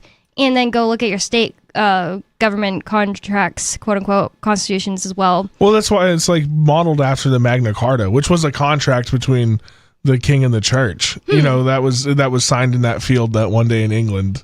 Interesting. I didn't think about that. Yeah, so that is all. It really is just this contracts where you are looked at as really a sovereign entity, like as the king of your own domain, because you. In theory, which particular contract are we talking about? We're talking about Constitution. Yeah, I mean, and it's not a contract, is what I think we're agreeing. Well, it's not, but it's also not a contract between individual people. It's between the states that created the federal government. Yes. So we're a third party to that altogether. No, you're right. Yeah. Well, so I think it's not supposed to. It's not supposed to. That's again, we say that it's been broken. It's not supposed to actually. There's not supposed to be any direct thing that we do directly with the federal government. Mm-hmm. Their powers are supposed to be limited to certain very specific things that are of interest between the states or between all of the states as a whole. Like, but we now live in this world where like we pay income tax to them as individuals, I think that's really what did it was the income tax is what really just brought the the federal government now was in everyday people's lives in a way that it never was before. Yeah. Yeah. And let's just say there was something, not this Constitution, but a new thing that existed. Well, like the Articles of Confederation? Well, let's just say there was a brand new thing that existed and became a contract with us, each individual person. We all agreed to it. If they act the way that the government has acted, it's null and void. That's why restarted at this very moment. Yeah, exactly. And that's why I said, like, for people who can't get their freaking brains any further past, it's a contract. Anyways, we have a caller on the line. So, Turd Ferguson in Pennsylvania, you're on Free Talk Live. What's on your mind? I'm sorry. The Commonwealth of Pennsylvania. That's not your thing. I'm just kidding. Turd Ferguson from the Commonwealth. What's up, Teen Pop Talk Live? Oh my goodness. Do you have some teen pop opinions to bring up? No, actually, I was just really bummed out that that Halloween's over already. I know. I know I didn't get to really celebrate like I like to this year. Just because I worked so much because I've been trying to pay off my house. Oh. And so I work like every single day. Well, you're making sure to pay the money that you owe the person living next door who's renting and has no job so they can get their SNAP benefits? No. And actually, you bring up a good point, though. I'll talk about that in a second. By the way, that's their second property. They don't live in it. That's like they have their house somewhere. I'm not saying that your literal neighbor. Yeah, I don't know them. Yeah, but I mean, but actually, she's selling that house, and I'm so bummed because she's a really nice lady. She because I've let them like park in my driveway because they don't really have a driveway connected to their property. They like pay to have my lawn mowed and all that stuff. Nice. And yeah, but now they're selling the property. I'm kind of bummed out. Yeah, I just hope that. Yeah, I know, because she's a really nice lady too. I just hope that whoever moves next door has like a hot teenage daughter or something at least. God. You know what I mean? That's why he called into this show. Sorry. Every call of his brings this up recently. It's giving fed, to be honest. I think it's not. I think it's happy. But I was gonna say, what I usually I like didn't say to do sad. around Halloween. Sorry, I said fed, like agent. Oh yeah. Well, I don't really care. I mean, what are the feds gonna? Are they gonna arrest me for free speech? Oh yeah, well, I guess maybe they do. No, I doubt they'd arrest you if you were working for them. Oh, I see what you're saying. Well, yeah, I don't think I'm a Fed, but I was gonna say that what I usually like to do around Halloween is watch. I like this one woman, this really attractive woman. Her name's Mila Jovovich. Oh, from. A bunch of stuff. What are those movies called that you like? The Resident Evil movies. Yes. Oh yeah, yeah. And God, she's so sexy in those movies. So sexy. That's like one of my favorite activities during Halloween. Is to watch you sure you don't like her from that Joan of Arc movie where she's dressed as a boy? I don't know what you're talking about, but I do also like her in The Fifth Element, where she's dressed as a hot, young, 22-year-old redhead. You haven't seen that Joan of Arc movie she was in? I'm thinking of the right person, right? Yeah, she was. Yeah.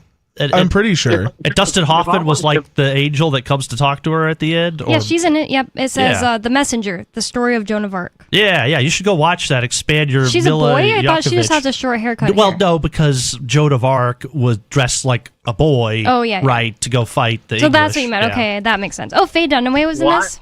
Faye Dunaway and I went to the same high school in Utah. And then she played Bonnie. Go ahead. Oh, yeah. I just don't understand why I want to watch Mila Jovovich as a boy. She's way hotter as a girl. Well, Joan of Arc was 14 technically when she did that stuff. So, I mean, that's right up your alley. What do you mean? Oh, okay. There are parts where she has longer hair. Just expand your Mila Jovovich, palette.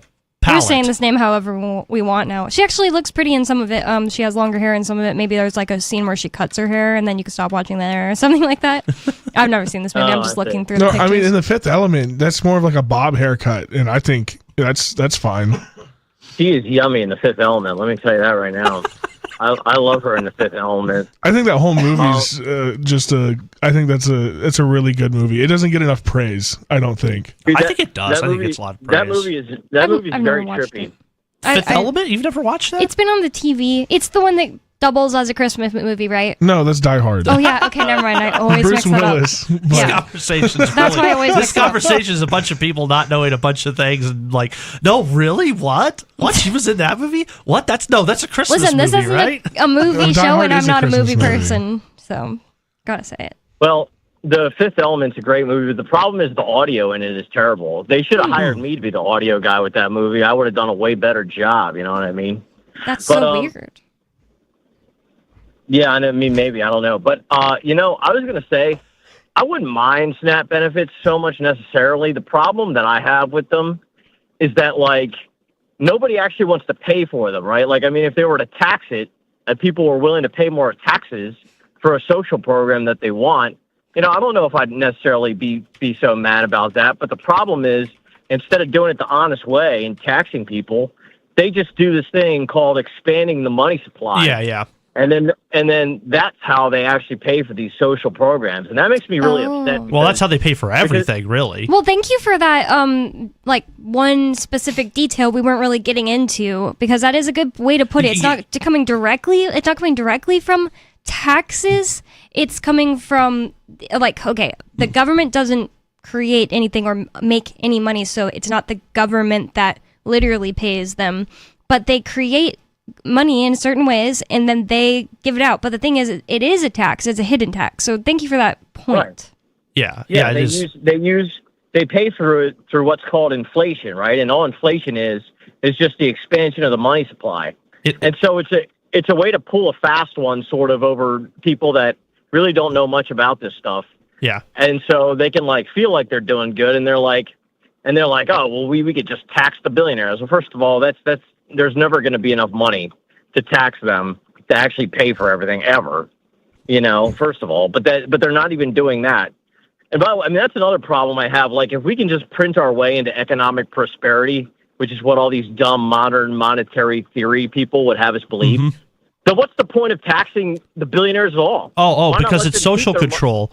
Through the taxation thing, they get to say, oh, we're going to tax you for this type of thing, but not that type of Also thing. to give votes, So- we're going to tax the rich. Well, yeah, but what I'm saying is, as an individual, we'll tax you if you do this activity, but not that activity, and also it's a way to basically make every American a criminal because, nobody is in compliance with that because there's just so many rules and See, I actually think that you're giving them too much credit, because that would actually be a plan that they could have. They have no plan. They just don't understand economics, and all they have is talking points. So they say, yeah, we could print our way into economic prosperity because that'll work A-OK, and printing money does not cause inflation. I tax disagree. the billionaires. I used to think that they were dumber. But the thing is, what I've seen over time is dumb people will occasionally do the right thing, and they are so consistently evil at all the things that they do that it's got to be a plan when it comes to this government. That's a great way to put it. Maybe the people, maybe the oligarchs at the top, maybe. Oh well, yeah, not the IRS agent in particular. Yeah, but the people that are on the ground, they're socialist foot soldiers wearing their those people jackets, are and wearing their chucks that are too small for them and dyeing their hair blue. They just don't understand. They're just too dumb to really understand. And those are the people that I'm having everyday conversations with. You know what I mean? So that's why I know. But yeah, I'm just. Otherwise I wouldn't be so upset about it. If they actually did it the honest way, and they were like, yeah, we're going to have to. They should just level with the American people and be like, we're going to have to raise your taxes on the middle class and the lower class and the upper class. We're going to have to raise taxes on everyone to pay for the social program that you say is really popular. And my sense is they'd probably find out pretty quickly how unpopular it really is once you actually have to write a check for it. You know what I mean? But if they at least did it that way, I wouldn't mind it so much. But they're not even doing that. The only thing they could do is pull a fast one on people. And and then plus Halloween just ended way too early this year, and it's really burping me up. You know what I mean? Hey, if I could throw something else in there, since we're getting into the weeds of discussing how the feds are only, it's something like right now, and maybe it's even worse than this. Maybe my number's out of date, but just a couple of years ago, it was only 50% of every dollar spent was funded by taxes. It might be even less right now. The rest was through inflation. But since we're getting into the weeds of that, it's even more interesting. So it's a little bit of both. Well, yeah, it is. That's why, he was speaking of this specific program, but really all programs are all, because it's one big budget, it's all half the, paid through by taxes and half paid by inflation. But like I say, that number might be different now. But what I wanted to point out is, since we're getting into the weeds of talking about that, it's even more kind of like immoral. Like I was talking about earlier, that there's like the two classes of poor people. There's like the poor ones who are like working at like a McDonald's and have to feed all the other poor ones who just stand in line, with EBD cards and things like that. And somebody might correct me and say, "Oh, you can't buy McDonald's." Well, whatever. You get the idea. It's even worse than that, because when we print dollars, that inflation is not felt just here in the U.S. It actually gets spread out over the entire supply, over the whole entire world. So it's actually stealing value from like Chinese people who are saving up. It's from everybody all around the world, which makes it even more ironic. And if you hate Chinese people, well, think of a country you like, since people are trained to hate the China people right now. But if you think about that, they're like, in a lot of these other countries, those people don't have like diets where they're eating as much meat, or they're working all the time because they don't have social programs and things like that. And so it's actually like those people are not getting to eat what they deserve to be eating, because that wealth is being redistributed over to America for somebody else to have, Right. And so it's not, it's like it's actually stealing from an even poorer person, You have a point there. And to get even, since we're already off into the weeds, to get even more into the weeds, really, at the end of the day, it's not even actually printing money that funds it. It's just the selling of debt. Mm-hmm. And then, but the problem is the United States has sold so much debt that without the Fed going into the secondary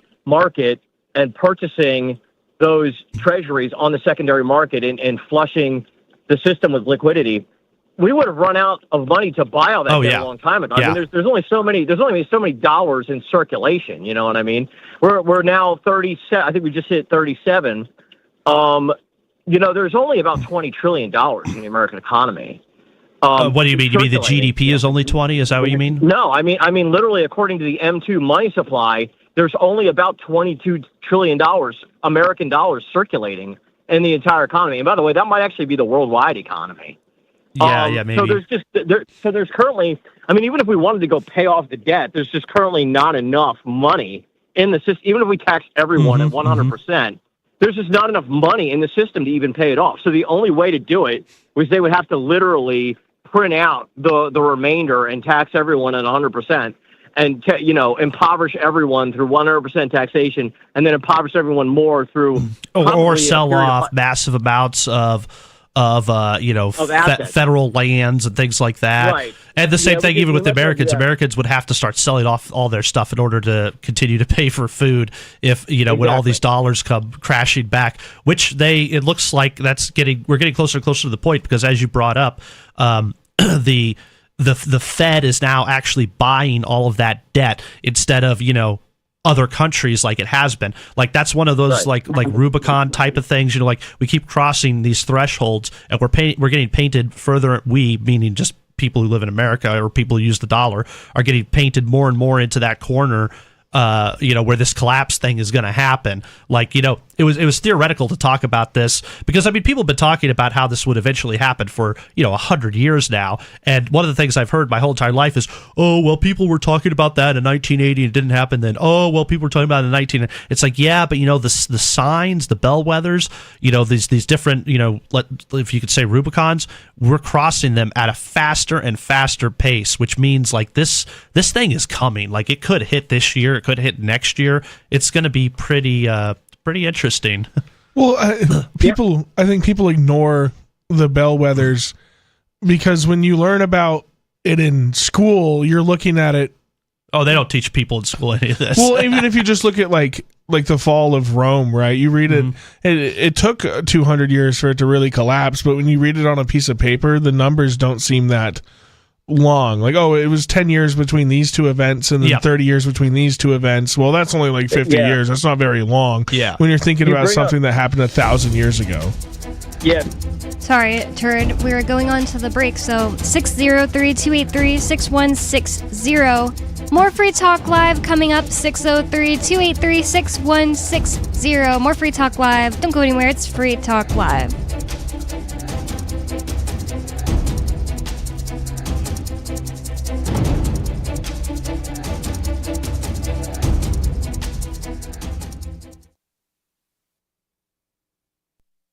Never, ever send a follow-up email asking, "Did you get my email?" Email 101. If it didn't bounce back undeliverable, it got where you sent it. And avoid transmedia pestering, like calling to ask, "Did you get my email?" or emailing to say, "I left you a voicemail."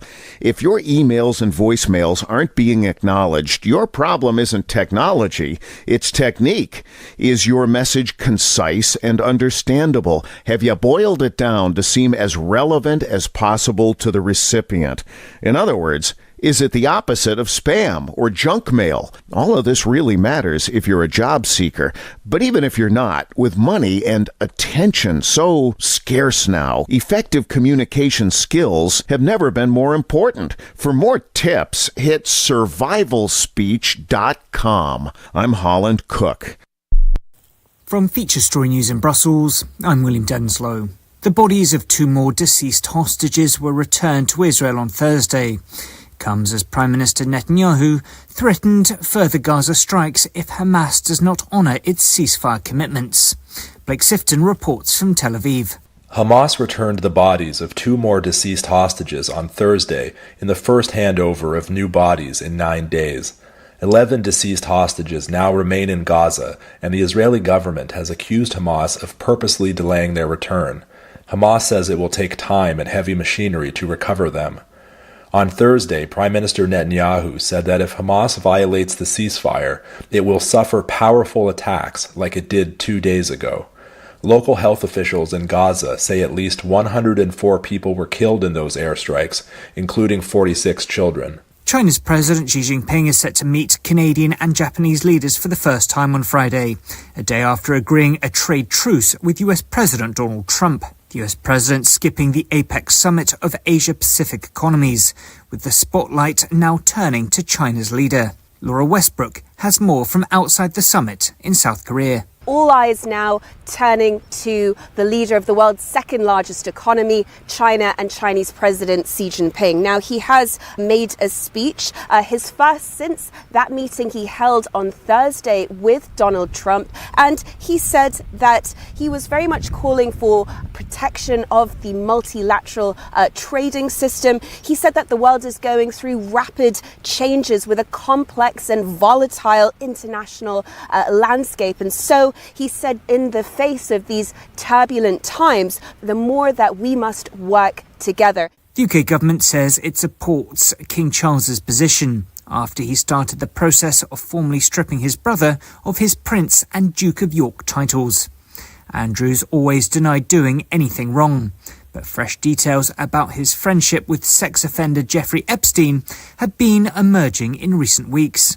Andrew Mountbatten Windsor, as he'll now be known, will also move out of the Royal Lodge property in Windsor. Royal reporter Jack Royston says further action had become inevitable. It's almost unheard of in the monarchy. Obviously, royal family members are not staff members. They're not employed by the monarchy and therefore cannot, under normal circumstances, be fired. It had become completely untenable for the monarchy to keep acting as though royal family members should not be held accountable for their actions, because that is absolutely what the public expects. And at least 19 people are believed to have died in Jamaica due to the impact of Hurricane Melissa. At least 30 are believed to have been killed in Haiti too, after one of the most powerful hurricanes hit the Caribbean. From bureaus worldwide, this. Don't miss a moment of Free Talk Live. Get our archives daily via our podcast at feeds.freetalklive.com.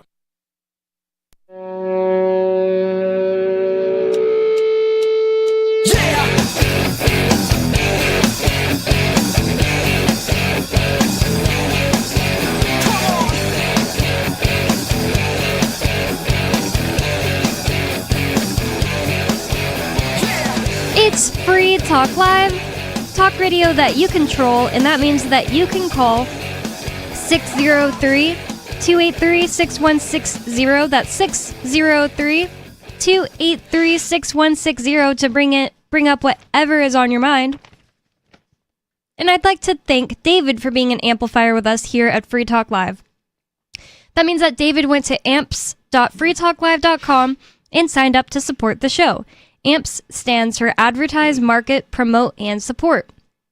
Thanks to David and everyone who supports us. Again, that's amps.freetalklive.com if you'd like to check out the perks and benefits of becoming an amplifier with us. With you on Free Talk Live tonight, you've got me, Bonnie. Also Colin. And Angelo. Imagine if somebody wrote that sentence down. You'd be like, what the heck did they do that for? I'm just making fun of Colin's extra and. Bonnie, also Colin, and Angelo. Well, he said also this time. Yeah, I know it, but still, you just wouldn't write it down like that. But I guess I do agree that you speak a little differently than you would write down. Sometimes I've been known to say that. Well, I think you do. I think there's just like if you try to read a storybook out loud, sometimes it's just like why would you wouldn't say that out loud? Yeah, but Angelo, you use Zoomer words. Zoomer so slang you don't all the time. Count. For I'm sure. just kidding. He goes hard with the Zoomer slang. Yeah, I'm in the paint with it for sure. For real. I heard that one way before Zoomers had grown up, I think. And I don't know, maybe. Did you say in the paint with it? Hard in the paint. Going hard in the paint. Does that have to do with That's basketball? where it comes from. The Is it whole going basketball? hard is going hard in the paint, which Yeah, and I means heard that forever ago. you're being aggressive playing near the basket. Like I you're like see. Okay, Shaquille I thought O'Neal. You're so. going hard in the paint. I'm getting buckets. I always It all heard ties that, back like, into since, like, middle sports. school. It's a lot of Gen Z slang ties back into sports or gaming because it's still competitive, and that's where the terms come from. Which is it's just like it's different terms for winning is all it is. It's different terms for being a winner, winning, or losing, or being a loser. So like if you're chopped, you're a loser. Like you got chopped, that like you're chopped. Chopped you're is bad at the absolutely game. Gen Z slang. But I Googled it. It says no. Hard in the paint is not new Gen Z slang, but an older phrase with basketball origins that's still used today.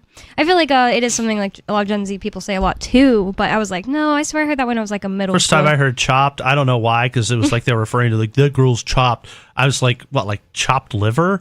That could be it. Yeah, that could be it. Well, that's They're what chopped. I was like. That makes sense. Like, what am I chopped liver to you? Actually, I could be totally wrong, I guess. I never looked it up. I can now, but I always thought it meant like, oh, you got a list? Well, you're out. You're chopped. Oh, like you're not getting in, pal. You're not on the list. Cut from the list. Yeah, you're cut. Yeah, like maybe you're on a You didn't make the TV team. show, on like Survivor, and you get voted off. Okay, so what does chopped mean in Gen Z slang? It says an adjective meaning someone is unattractive or ugly. But I thought it also meant like say like, oh, I'm doing so badly right now at something. Well, I'm cooked. Yeah. So chopped and cooked are not exactly the same. It's all about food and basketball, apparently. Like, say I'm It's like, food oh my and God. sports. Yeah, but that's what's on. Spicy. Yeah. As a compliment. Or like rap, a lot of rap lingo. But a lot of rap lingo is related to sports. I was right. It says it can describe a person's appearance, a situation, or even an object, but it can also be used as a compliment. Chopped. It says the term can be used ironically or humorously. For example, Anything could be used ironically. it says if someone says you're so chopped, they might actually mean the opposite. Yeah, you're right. That's silly anything. though. I've never heard Here's that. the thing. I had to think about it the other day. And I was like, exactly what is it I don't like about slang, and when is it that I think it's like okay? And I think like the creation of new words, I'm like, well, these aren't really new words. It's like the concept already exists. Like that, oh, you're cut from the list, or you're like, there's all these ways of saying it. I'm like, okay, that's why I hate it, because it's just a new way of saying a thing that already exists. Versus like when a new word comes about, like to describe a specific kind of thing that's not exactly covered in previous, Part of it is we have to work around censorship. There's so much censorship. Like Gen Z lives online, and there's so much censorship online. We have to create new terms for things we already know because we have in order to it's a communicate bad strategy because they'll just make all those words like. So that's why it changes. That's why it's been changing every 5 years. That's why there's a new thing all the time. I know they need the wisdom to just fight back against the man. Yeah. See, now you're using lingo from like the 60s. You're losing me. Yeah, and it's just not answering like, okay, it's saying like it has roots in African American English, but it's not saying like the origin as in like why did that become meaning ugly or failed. So anyways, back to the collapse of the U.S. dollar and banking system. If you want to talk about that, I do have a story about gold. U.S. dollars cooked, chopped. Yeah, it is. For real. Absolutely. Tough buddy. No cap. So This from the New York Times. It says, take it on the chin. Gold bars, gold necklaces, gold earrings. The rush to cash in. Gold prices are soaring to historic levels. And this article is a couple weeks old, or maybe a week and a half. But who's it from? New York Times. Oh, okay. But reputable news source. Even though it's like it's from October 19th, so like a week and a half old. So it's past. It was at its historic high, and then went back down a little. But it's doing that. No, it's still at a technically like what, $4,200 or something. No, recently it's pulled back below 4,000. It's hit like 39, I think maybe 50 even. But it's like hovering around the 4,000 line. Okay. It's kind of like a resistance level for those who like know these terms for like trading and stuff. And so I mean, like I would still say this is like a high. It's not the all time because it just hit that a couple weeks ago. But this is like if you bought it any time in the last year, you're up.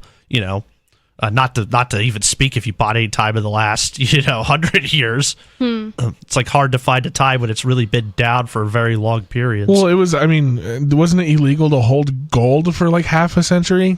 Yeah. There's a lot of history to all of that. So.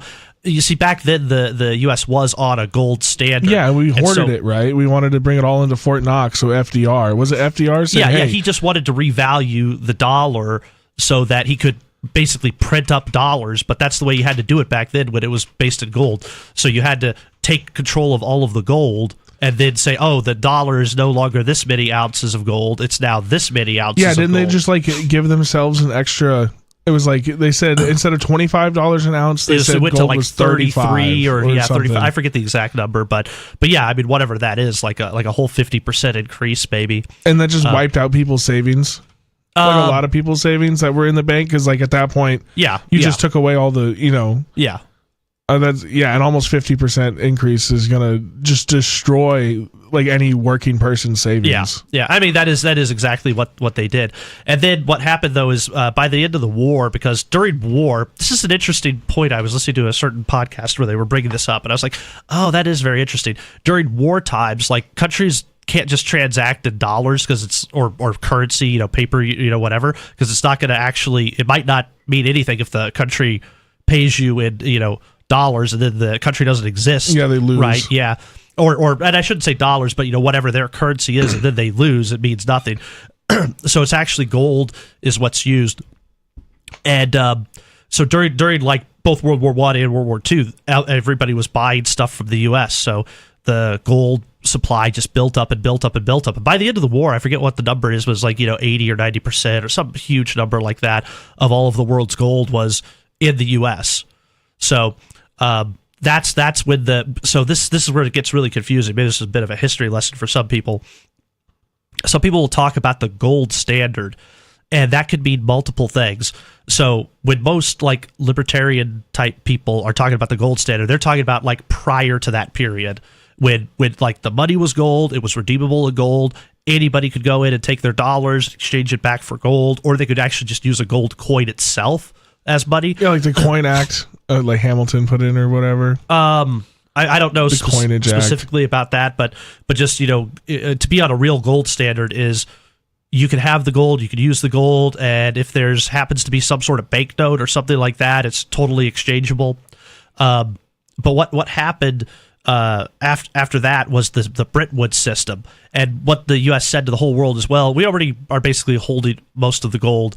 Just use our dollars, and they're redeemable. So it wasn't redeemable for citizens of the country. It was redeemable by foreign governments. And they said, but you don't really need to redeem it. Just use the paper anyways. And then Charles de Gaulle in France actually called the U.S.'s bluff. He's like, I don't think you actually have all of this money that you're saying that you have, because of all of the, I think I might be getting the chronology wrong here, but the LBJ Great Society sort of stuff. He's like, I don't know how you could be paid for all of this when there's only this much gold, supposedly. And then that's when, around that time, that's when Nixon said, well, we're going to just not redeem, foreign countries that want the gold. And that's when we truly, completely, lost the last tether to the gold standard. So... So are we just... so is Fort Knox empty, or is it so full... like it's full and we're just hanging on to it for the next conflict where we have to use it for currency? It could be either. I mean, the conspiracy theories out there is that all of the gold has been sold and is left there. There's other theories that say the gold is there, but it's all been lent out, like it's already been contracted away to these other countries, even though it's physically held there. And so who knows? I mean, that was one of the things that Elon was talking about doing an actual audit. Yeah. Well, talking about. I was learning about how China, I think it's China, is trying to rebuild like a gold standard banking system by using like a Silk Road method, where it's like a decentralized, centralized banks where they would actually hold physical gold in each of these like countries, like through the BRICS system. I know a bunch of countries have been talking about it, and this goes to what I was saying earlier. Like, when I first learned all this stuff about what was happening with the U.S. dollar and inflation and central banking and all of that, is like, oh no, this could collapse any moment. Maybe you will wake up tomorrow and dollars are worthless. And then just years went on and nothing happened. You'd have the 2008 financial crisis, and it's like, oh no, this is it. This is when it's going to happen. And then it like didn't happen. But like as time's gone on, there's like, oh, this country sets up a gold bank. Oh, this country does this. Oh, they started, transacting. They set up an exchange in China that doesn't use U.S. dollars. It uses everything but U.S. dollars. And so, like, we're hitting each one of those things. It's coming faster and faster, like almost every day now. It's crazy. It makes me think of that. You ever heard the Christopher Walken talking about the lion sitting in the savannah? No. There's just this big old lion, and he's sitting in the savannah, and he's just sitting under this tree because it's so hot, and he's just panting, and he's doing nothing. And the cubs start messing with him and biting his ears, and he doesn't do anything. And then the female lion starts messing with him and getting on his head and bothering him. And the lion doesn't do anything. And then the jackals and the hyenas and like the enemies of the pride start noticing that the lion's just sitting there doing nothing, and they start to position themselves around the lion, and they start to take, it's like a chess match. They're starting to put themselves in positions to where they can take power, because they see that the lion's like getting old and useless essentially. Yeah. But in Christopher Walken's story, the lion does get up eventually and tears everybody a new one because he's still a lion. But here it feels like but the lion's different. Like dying. Well, this is where the term paper tiger comes from for countries that are pretending to be. Yeah, like we're a paper tiger, like we're an old lion dying, and everybody else can feel it and see it. So they're putting themselves in positions to be at the top of the pyramid when the pyramid collapses. Yeah, I mean, I think part of it is they're just setting themselves up for an alternative. I mean, yeah, like if they wanted to, the whole world, they could have gone off the U.S. Dollar like back in the 2008 crisis, or even during like COVID. And I think for them it was just too useful to just keep using it. So I think they're setting up an alternative because like they see it coming. Yeah, no, exactly. They see that. But not so much with like an intent like, aha, we're gonna knock this over. More like, oh, this thing's gonna fall. We need to set up. Well, yeah. Well, because we're gonna do it to ourselves. I think they don't even have to push us over anymore. They see us like teetering. We can't even stand up straight. Right. We are like an old man. I like it. I think an analogy, not even like an old man. It's kind of like a trust fund kid who inherits all this stuff. And is just blowing it. And is just blowing it. And like he doesn't know the fundamental lesson of like the dad worked hard to make it. He doesn't understand that. And so because they don't understand that, like they're just blowing it. And that's kind of how I always feel. wonder, like, how do you get past that? How do you absolutely make sure that your kids inherit what you want them to, and not just let them become spoiled because you worked so hard for them? You have to break them. You have to it's got to be like, we're going to garden. We're going to go out in the backyard. You're going to cut the lawn. I have millions of dollars and we have a push mower because that's what you do. You know what I mean? It's instilling that at 10 years, 12 years old, the ability to do those kinds of things. You're going to sit on your butt and weed the garden around the house. You're going to pull out the dandelions. You're going to make it look nice for your mom. I don't care, but your mom wants it nice. So we're going to go out there and we're going to make it look nice. And you're going to learn the value of doing hard work to benefit the people around you. It does seem like it's ridiculous how so many people get rich and then they're like, What I want is for my kids to never have to clean their own rooms, and for me to pay for people to clean my kids' rooms. I've thought about it. A little weird. And it's like people, they have the money and the wealth, and so what do? Is they use that to make it easier for the kid. Mm-hmm. And I was actually like, no. If I was a millionaire, billionaire, whatever, I would use the money to make it harder. Why? What's No. that supposed to mean? Like it'd be like, okay, I had these challenges that I had to overcome to get to this place. Now, what I could do though is I could streamline this. Like, I could bring in. Set up your own kids' sabotages. Like you could. Well, you were in control of their. Like no. I mean, like, okay, we're gonna bring in like an expert to make this thing like an even more of a challenge in a way that like the kid can overcome you don't faster. have to focus on how to survive, but you can focus on learning like crazy math or something. Yeah, exactly. Building. Well, that or whatever. Or it's like I would like have a thing where it's like, okay, son, what we're gonna do is we're gonna do this thing where we're gonna walk out into the woods for a week. With we're gonna go hang out with Bear Grylls for a week. Yeah, and have money to hire him, and he's gonna show you how to do this stuff. Like, think about how much better off, and I actually think that's what like what the Boy Scouts nobility would do. It's like when they were smart, is they would like hire the best people to train their kids. Yeah. And so it wouldn't be about making things easy. It'd be like, we're actually paid to make things hard for you. Like you're gonna have the best fencer that you're gonna be fencing against, who's gonna kick your butt like every single day until you like can only approach a 10th of his skill. Well, because that's just having good coaches. Like a parent that loves you wants you to have good coaches. I remember when I started football and at the college level, I was going to quit. Like everybody quits in the first week, and I was on the edge because I was like, this is a whole different level of intensity that I didn't know if I was ready for. And I called my grandpa and I told him what was up, and he said, no, you're going to go to practice today. So I went to practice, and when I got out, my grandpa had driven the 3 hours down to my junior college to sit there and wait for me. And then he said, wait here. And he went to go talk to coach, and he said, you're not letting the boy leave. I want you to make this hard on him because you guys are good coaches, right? Your parents who love you want, because they can't do it. I don't think some parents can, but that kind of hurts the relationship between the parent and the child, being like a coach and a parent at the same time. So you get to outsource that to good coaches. And you're right, the old rich people went and found the best coaches on the planet for their children. Hunting and stuff like that, and like ancient England and stuff like that. Yeah, but they took rabbits and the dogs. Yeah, but they would buy the best houndsmen. They'd buy the best dogs, to teach the kid how to do things. I think, and that just comes back to like the government ran schools. You're getting taught by people who aren't good at what they do. Like, those who can do and those who can't teach. Right. So the coaches you have access to are just awful. At just like this at the lowest common denominator, and like your math teacher. I mean, there's a lot of good like athletics coaches, but even then, some of those guys are dudes who blew their ACL and just don't want to give it up. They're not really there for the kids, right? In my experience, I know you said that yours was like totally different. It's like all the football coaches, all the sports coaches, but honestly, mostly football in my high school in Texas, where they take football super seriously. They did not care about whatever subject they were teaching. Like my English teacher, 10th grade, horrible. Like, yeah, but did they love their kids?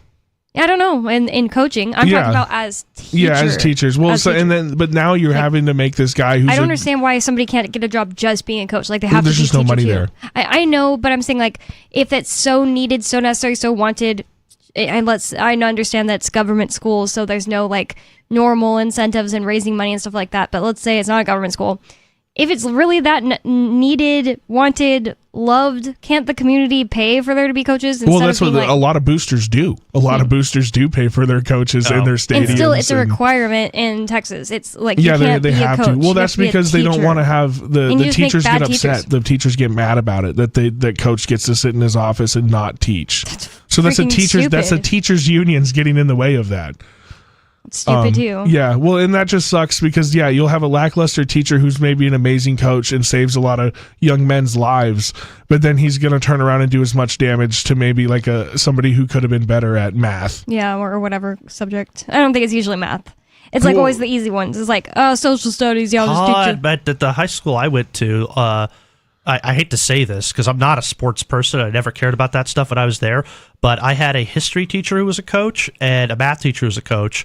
And they were actually pretty decent. Was your high school like, big. It had like 2,000. Like no, this is what I'm saying. Like sports is really important. Like you go to the state and win and stuff like that. Because mine was. I mean, my high school was. I don't know. Mine was 5A winning state in Texas. We have 480 conference titles. It was a upper middle class. I kind have of the same school. situation, and everyone agrees. Like you don't want to coach being your English teacher if you want to do well in that class, or have a teacher that even cares. It's like, oh, this is the book you chose for us is lame and stupid. You don't even seem like you care. I think that just you start to, if you make your school way too big, that happens. Period. You're just going to get bad teachers.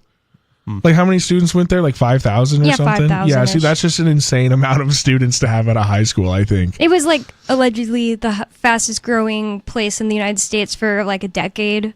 I just have heard that about too many other places. You're gonna lose. You're gonna lose yourself as a teenager, really especially if you have like a lackluster school. teacher. Yeah, grow. I don't know why I said grow. You need build. to. You need to. That's just way too many kids for a school. I feel like I cut you off.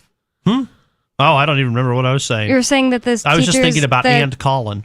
You're saying that the teachers that were sports people at your school were good. Yeah, it seemed like that, and like I specifically remember the history teacher because like all of the the rest of the teachers were all very liberal and always like pushing propaganda in any subtle way that they could. And I was in the history class, and it wasn't like the highest one; it wasn't like the APIB. And I said something in class like, oh yeah, well there's a theory that, or actually I think maybe he said it, and I remember it was he who said it. He was like, oh yeah, there's actually a theory that all of FDR's interventions made the Great Depression worse. And I'm like, my eyes opened up. I'm like, what? This guy is allowed to say that? Like he's allowed to tell the truth here. The only teacher in my school, I feel like everybody has one or two teachers that like went off the rail and was giving truth. The one at my school was not a coach of anything, Mr. Talley. Was he a history guy, though? It was history, yes. A lot of history teachers are already right-wing, though, because they studied history, and they were like, wait a second, this isn't something that I want to be privy to. And especially if you're a teacher, you kind of feel like it's your job to kind of warn the students, because they're not going to get it anywhere else. So you as the right-wing history teacher have to, like, hold the flag. As soon as you get tenure. Yeah, as soon as you get tenure. That's what my history teacher did in 8th grade. He's been tenured since the 90s. He would say the most wild things. He'd show us cop block videos in class. Dude, yeah, so he was like, this crazy libertarian, and this is in Oregon, like a super, super liberal state. Everybody else was like a frothing liberal, and he would just stand in public school jobs. Yeah, and they'd be like, they want me to wear this pin for the teachers union. I hate the teachers union. I'm against them. Let me tell you why. Did he have to be in them? Was he? He was forced to do it, and he'd be like, they want me to wear this pin and tell you guys to support me. Don't. I make enough money. I make too much money to sit here and babysit you guys. It's so funny. I remember this time in like first grade or something like that, and the teachers came in and there had been like a budget cut in the state of Missouri, and they're like, oh well, because of the budget cut we can't give you sheets to do your homework on anymore, like you're gonna have to like copy it out of the book or something like that. And I'm like thinking, even as a kid, I'm like, oh, you're doing this on purpose to make us miserable so that we'll go to home and complain to our parents. And also it's paper, it's the smallest item in the whole entire budget. 603-283-6160. It's Free Talk Live. More coming up. 603-283-6160. More Free Talk Live coming up.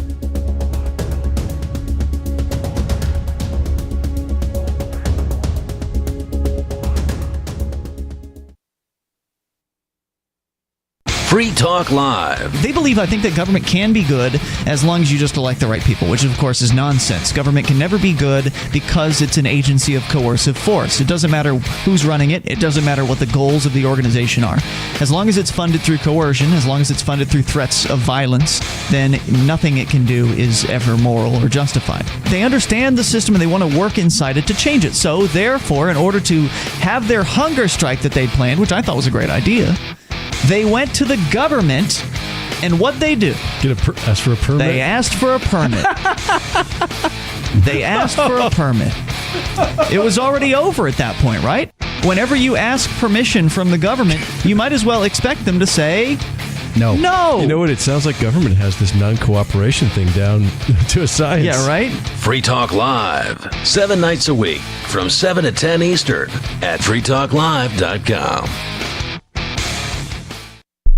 So you've signed the Shire Society Declaration and are planning your move to New Hampshire to be around more liberty-oriented people. Next, sign up for the Shire Society Forum at forum.shiresociety.com. There are a bunch of people there who are already in the Shire, and they want to meet you. If you're already in the Shire physically, you should also come by the forums. Remember, not everyone uses Facebook. New people are signing up for the Shire Society Forum every month, so drop in and say hello at forum.shiresociety.com.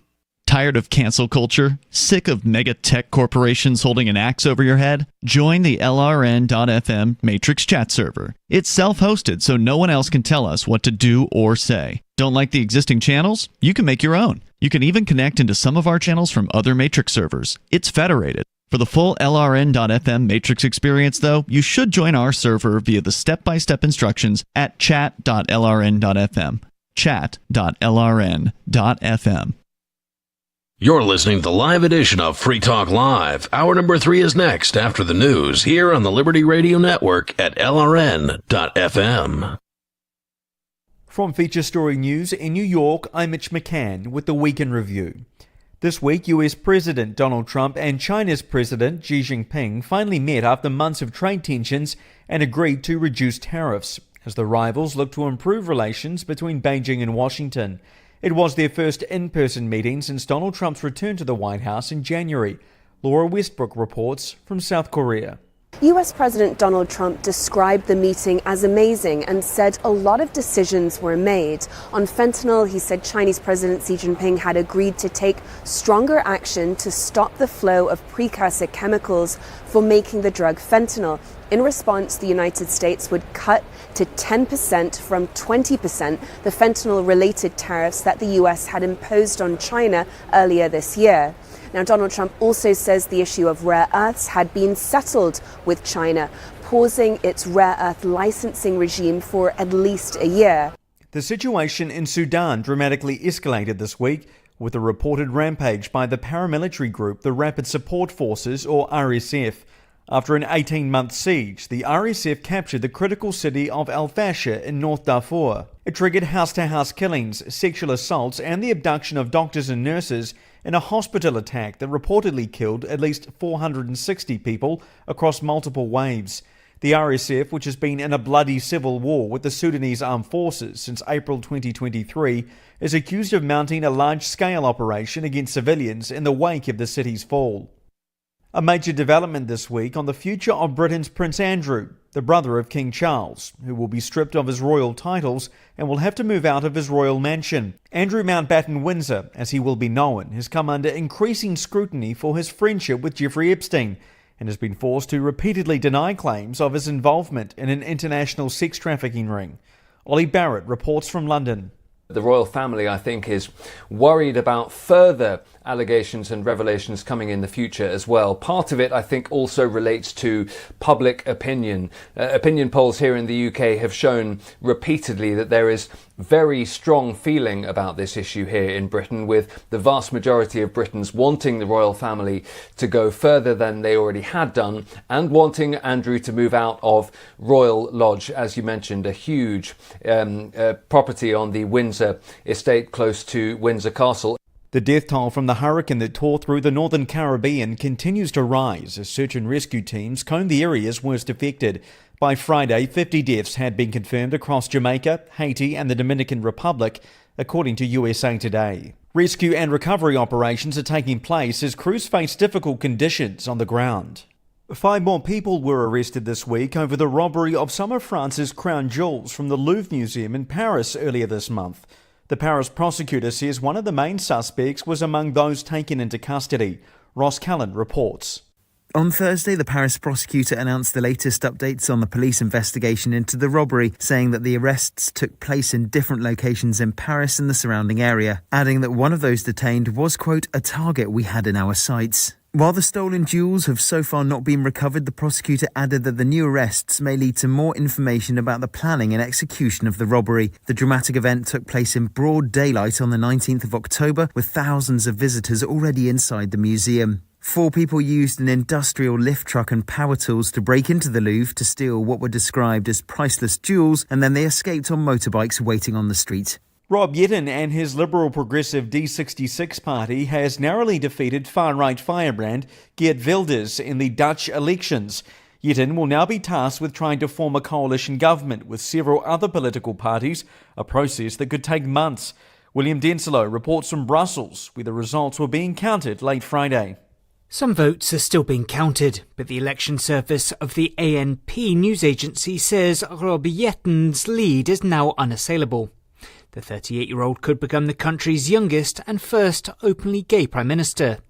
Yetten says he now seeks to build a coalition of centrist parties and work to represent the millions of voters that didn't choose his D66 party. The far-right and anti-Islam Geert Wilders says it's arrogant not to wait for the official results from the Electoral Council, adding that he will strongly oppose D66's agenda.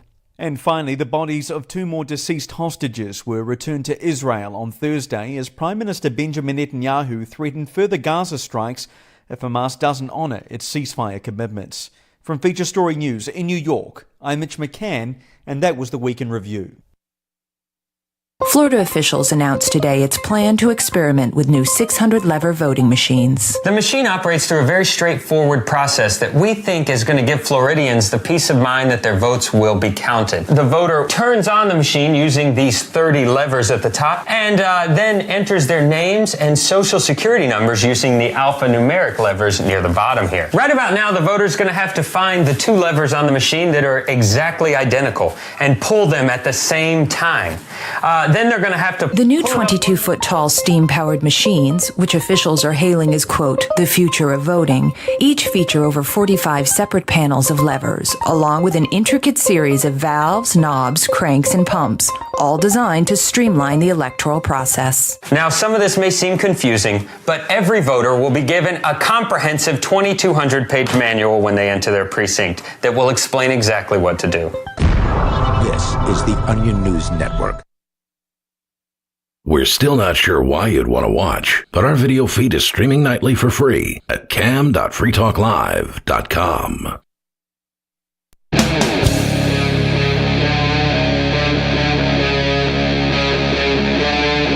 Free Talk Live.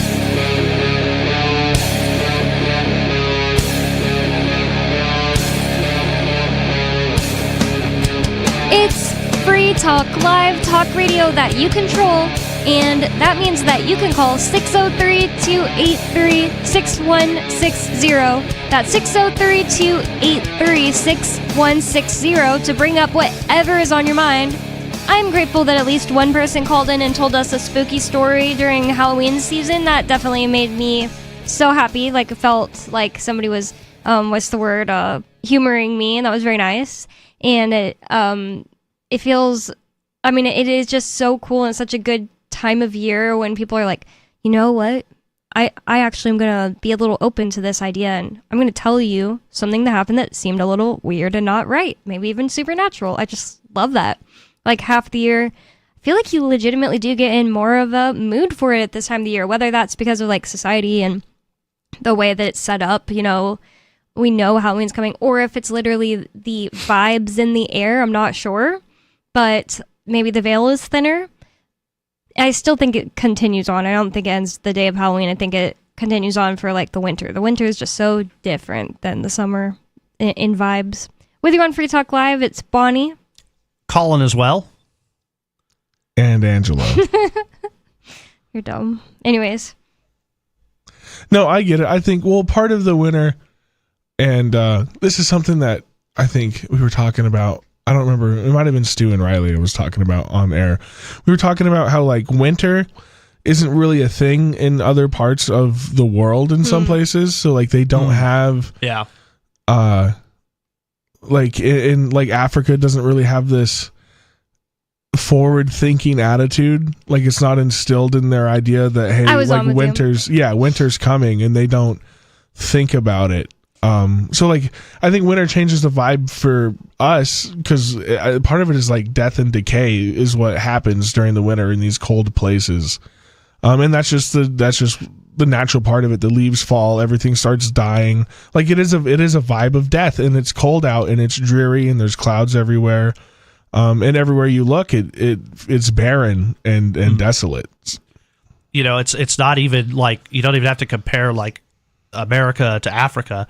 Just within the U.S. alone, I noticed when I moved up here, a lot of like people who didn't live in the city, who lived out in the country in New Hampshire, they would be, oh man, the winter's coming. They're like saying it like in the middle of summer. They're already thinking about the winter coming. And I thought it was a little silly, and I was doing work for somebody. I had a trailer, and I parked it out in this like field near a tree I was cutting down. And I was like, okay, well, I'll come back next week and finish loading this up. I have somewhere to go. And it snowed a lot. Like it hadn't snowed yet, and then it snowed a lot, and then like the plow truck came by and cleared the road, and there's this giant, snow bird. Yeah. And it's like, I think that trailer is now stuck there until the spring. Yeah. And definitely, a place like up here, in the past too, like before oil and propane, you had to stack your firewood and get everything ready. And so, yeah, people were thinking about the winter. But in Missouri, I mean, it gets cold, but I could get wood in the middle of the winter because even if it snowed, unless it's a particularly bad year, it would like the first snow, second snow, they melt away, and you can. And it doesn't stay like all winter. Yeah. Yeah. I mean, it might like towards the middle of the winter, but I just wasn't expecting that. I was like, it's going to snow, but whatever, it'll melt. And then it's like, no, it didn't. No, I mean, I split wood every summer for my house. It would be like by a cord, or like we would go out, like I was saying, like with my uncle, we just cut trees down off the mountain and have to bring it down and split it all summer because it's got to dry, right? So you got to get it stacked and dried. I guess I must have visited my sister in Springfield, Missouri on like 2 particularly snowy days then, because I saw it as like a really snowy place, and that Springfield's even more southern than where you lived, right? Yeah. Well, but isn't it a higher elevation because it's like closer to the Ozarks though? Could be, because I know it like is closer, you're right, too. but I don't think it is the Ozarks. I could be wrong, but it's closer. It could be. You're right. I didn't think about that because I've never lived there. I just have visited a few times when my sister went to college there. Yeah, well, I just know like up here the winters are really, really rough. Like in Montana, the winters are horrendously tough. And it's a different vibe. Like in California, people don't think about tomorrow. I think that's why LA is such a or like Vegas. Vegas is a nonstop party because it literally never gets too hot. You can go inside, right? It is a desert, or too cold, My right? mom You can was go like, all "This night, is all day." so much worse than humidity. It to be 107 on the day we went to Vegas, and I was just like, "Listen, it's hot when we're in the sun, but I overall say this is not worse than 99 degrees and humidity, in my opinion. Like literally a whole 8 degrees." I genuinely think it's better because like, I'm inside now. It's like over now. When you go inside in San Antonio and it's 100 degrees outside, it's not over. Like for a long time, and it's not over when you're in your car the whole entire time. Like stuff like that. You're still like, and then you get wet, and you feel then like it's you can't breathe. Gross. So even when you do get inside, and you're wet. Yeah, that's and that's gross. And your hair's destroyed. And the thing is, I don't mean destroyed in a vain way, like that too, but also it feels nasty. Yeah, I feel like you sweat different in the desert sun, right? Like you can get in, like once you get into like an air conditioner, like a room, you like it's really just like the temples like along your hair. But like when you're sweating in the humidity, I feel like I'm sweating out of like every pore You're of just my like covered body. in water from the air too. Yeah, It's disgusting. Yeah, I stayed out in Arizona for like several months from like February into the summer one year, and like it was getting to like 100, and like this was down near Phoenix, and I was like, this isn't that bad because it's so dry. I'm actually cooling off just through the sweating alone, so it really wasn't like when they say, it's a dry heat, and everybody's like, that's so stupid, it's still hot. I'm like, no, trust me, it is like very. It is different. It like is imagine so much 107 nicer having a dry heat. in the swamp of Louisiana. That's obvious, and that doesn't really hit that, I don't think. But I'm just saying, like, I don't even know if it was 107. I mean, let's say 104 in Vegas. It was like, this is a really high number when me and my family were there. So yes, when we were walking down the street and we were in the sun, it was incredibly hot. It was not there. You might think in that moment it wouldn't matter, but if you just snap your finger, because of the concrete. Yeah, but if you just snapped your finger and that exact temperature was also humid, you'd realize really quick that it'd be worse. You'd be choking. Yeah. Yeah, no, I've had trouble breathing in like really hot, humid places where I'm not doing anything and I'm drinking cold drinks to drop my temperature, but I'm just like, like I'm like, oh my gosh, I like can't breathe. Like the air almost is feels like you're sick. You can't like get the oxygen out of the air that you're breathing. It's crazy. I 100% know. But anyways, enough of talk about the weather. No, I think we're talking more about like this is how the conversation came about. This woman got viral on the internet for talking about, she was like, scholar. She was a scholar in this field, and she was discussing the idea that African thought in a lot of the countries, like most of them, I'm not saying all of them even, developed where they consider time like this. It's like there's an eternal now, and there is no such thing as the past or the future. And the thing is that a bit true? Like, Eckhart Tolle is the power of now. Is that true in a way? You should absolutely not just sit around worrying about the future all the time. Here's the thing I've come up with recently that's like, oh, so great and so helpful to me. There are people that need certain corrections, but not everyone needs the exact same correction. And I tried to explain to my husband why I wasn't like gonna keep listening to every Eckhart Tolle video, because it's like, if I get that correction once, okay, let's put it like this. Maybe I just don't need that correction. Maybe I don't sit around thinking about the past all day. So listening to Eckhart Tolle's The Power Now, which is like, you need to realize something. You need to be in the present moment. Like, it's not as earth-shattering amazing as somebody who literally all they do all day is like, worry about the future, worry about the future, worry about the future. Not that I never do that at all, but I'm just saying, like, if I literally never appreciate the present moment, then I would need that correction. Then I get that correction. Then I don't need it constantly over and over. The other thing is, like, sometimes people read a self-help book and they get that high and they just want to keep doing it instead of like living their lives. Like, now with this new correction, it's annoying. So correction, that's the term. So here's the thing. This woman went viral saying, oh, there's no such thing as future in African cultures. And that is why, this is her words, like not verbatim, but that is why, like, someone from England or America will come visit Africa and say, why are those two just sitting under a fruit tree all day and doing nothing? They're wasting time. But in their minds, they're not wasting time, because there is no such thing as the future. They have nothing to do. They're waiting for events to happen to them. Those are actually what she said. And that's just like an idea of having a lack of agency in your own life. That's true too. Right? Like, That's you're waiting for life to happen to you instead of waiting for time to be created, she said. Yeah, waiting for time to be created instead of actively grabbing the bull by the horns and creating your opportunity, right? That's a different I guess that's a totally different. And then you ask why how people aren't being able to assimilate as effectively with I guess people genuinely have very different mindsets from different cultures that in ways they're so opposite. Well, so prime in your way of being. So it's the baseline. It's the first thing. It's the principle that all the rest of your identity outlook, is built on. Yeah, is based on that. It's like, there's no way to just, hey, we told you this new thing, so just start thinking this way, Yeah, that's impossible. Mm-hmm. That's especially if it goes against like you said, your base values, right? The core of your identity, to be said is suddenly different. Like people don't just give that up, right? Just because even if you explain it logically and you can sit there and point at a whiteboard for hours and hours and hours and give them 1 billion PowerPoints on how you're logically correct and right. Some folks just aren't going to give up who they are. Let's say that because people are individuals, you grew up in this African culture where people all think that way, and for some reason it just doesn't click with you, and from the time you're little you're like, no, I want to work hard to they don't have a word for maintenance in these cultures, because something just they don't think about it. We need to make sure that this stays nice for the future. Things break and they're like, they buy a whole new one. So say you see all the stuff like that happening, you're like, this is ridiculous, why do we live like this? I want to live different. And then you get to America, you could probably assimilate. It's not that it's a hard and fast rule, but like by and large, like just shipping in millions of these people to America and expecting them to live like Americans is not possible. And the thing is, like, Africa is kind of the worst of the. Well, I think the bigger point is they wouldn't least of our worries, ever come here if they weren't shipped here. Exactly, I see that all the time. No, but I would just want to point out that that's specifically the thing.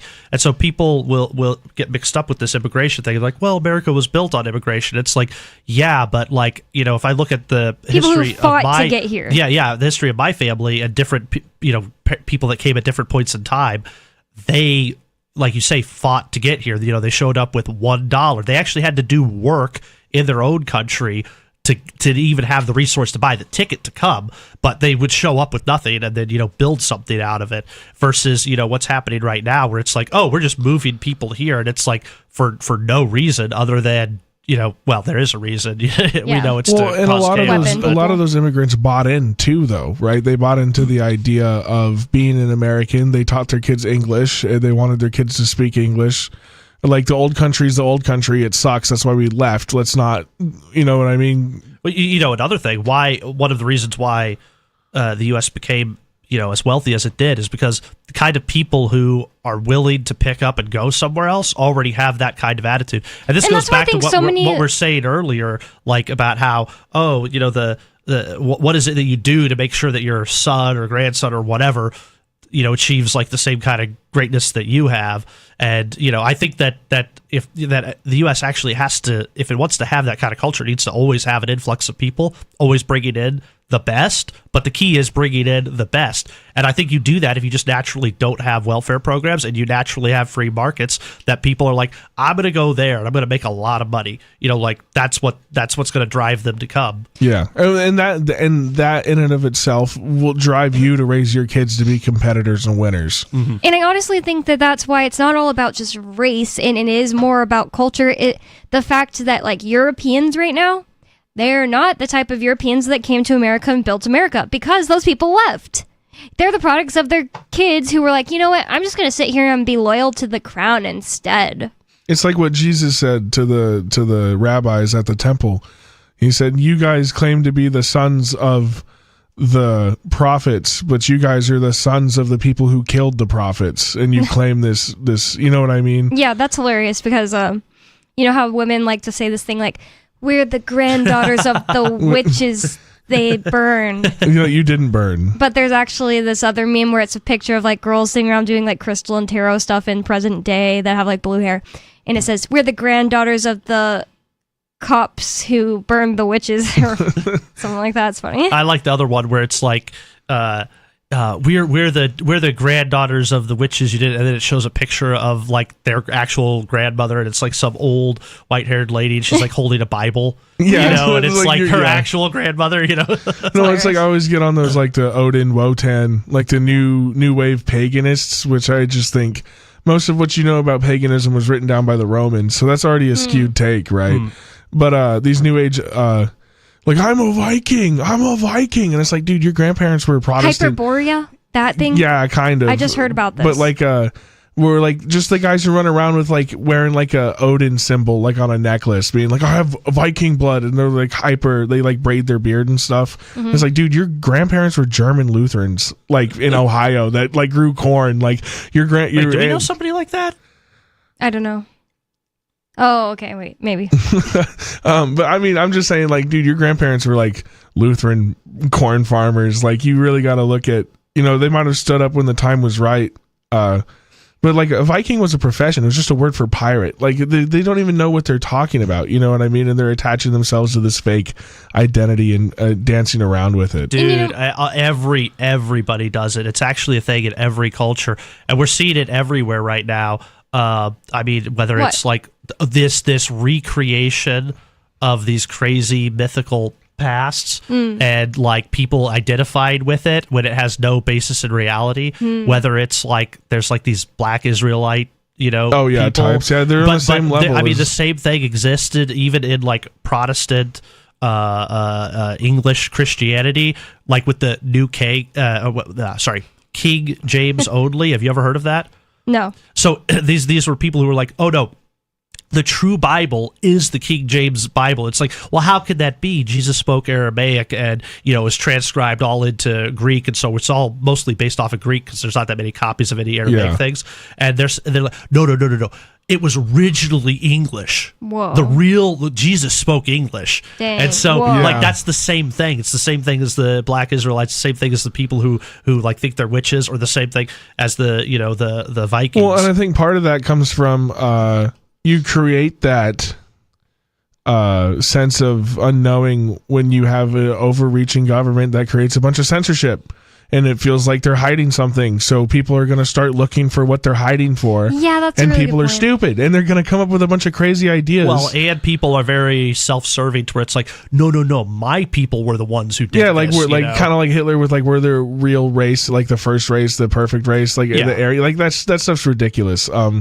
Like we were here first. You know what I mean? Yeah. I always make this joke. we're the chosen people.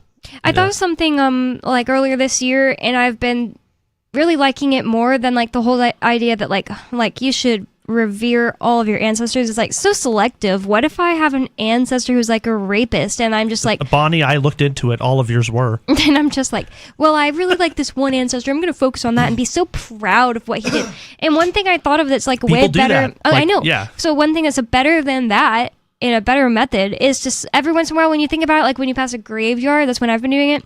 Just take a minute to feel grateful for people, because you're all people who did great things that led to like you having a good life today. It doesn't have to be your ancestors. Well, I think, but you can still, even if your ancestors did bad things, you can still respect the sacrifices that they made for, without the technology of the time, right? You can be like, oh, they had a tough life, and yeah, but why just your ancestors? See what I'm saying? It's like there's nothing better about yours. In fact, what if your ancestors like never did anything good for anyone? Like, let's just say you're a person whose ancestors never I'm did feeling good really for attacked anyone. right now. And I'm not saying that about my ancestors. I don't feel that way. I'm just saying I don't see what's so relevant. Like just yours. I guess you could. Well, because I guess the idea is like without specifically yours, you wouldn't exist at all. Yeah, but being born, okay, but not. My ancestors aren't the people that invented like the houses that I live in, stuff like that, So why wouldn't I take more time to be, that I know of, why wouldn't I take more time to be grateful to the people who actually did things that affect me today? Like, why is it that it's like, well, that person was Spanish, you're not Spanish. I don't care. Like if a Spanish person invented things that make my life better today. Oh, I see. I can feel much more gratitude for that than just being like, thanks for existing, ?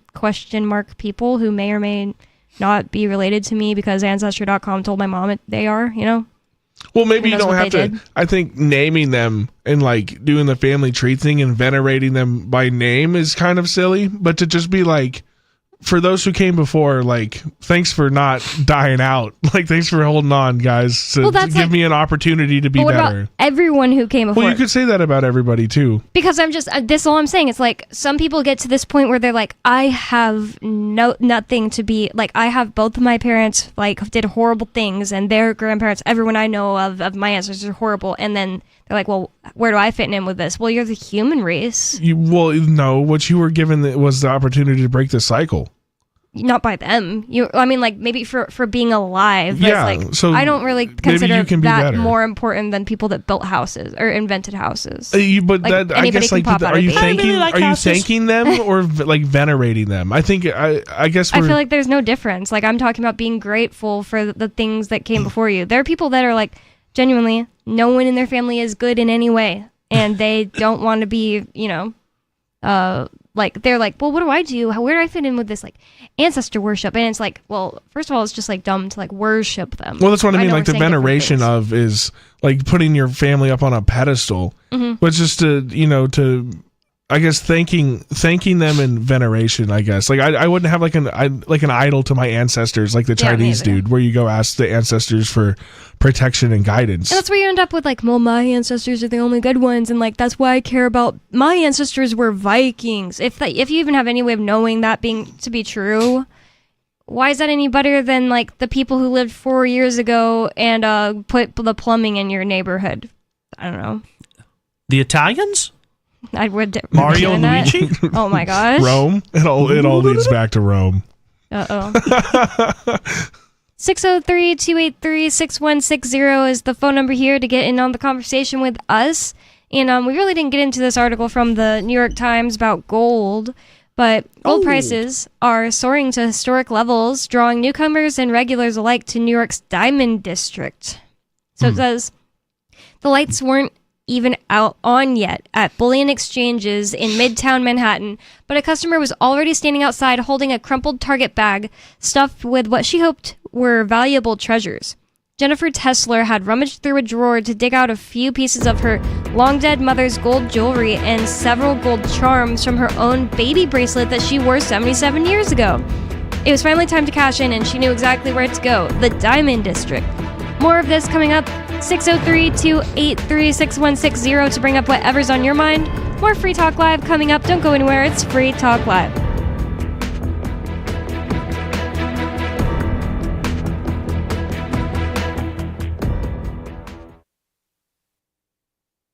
Hey, you are going to love the movie Victimless Crime Spree. It's hilarious, heartwarming, and carries a ton of inspiring freedom messages. Feeling down about the lack of liberty in your life? You need to put on this film with some friends and have a good laugh.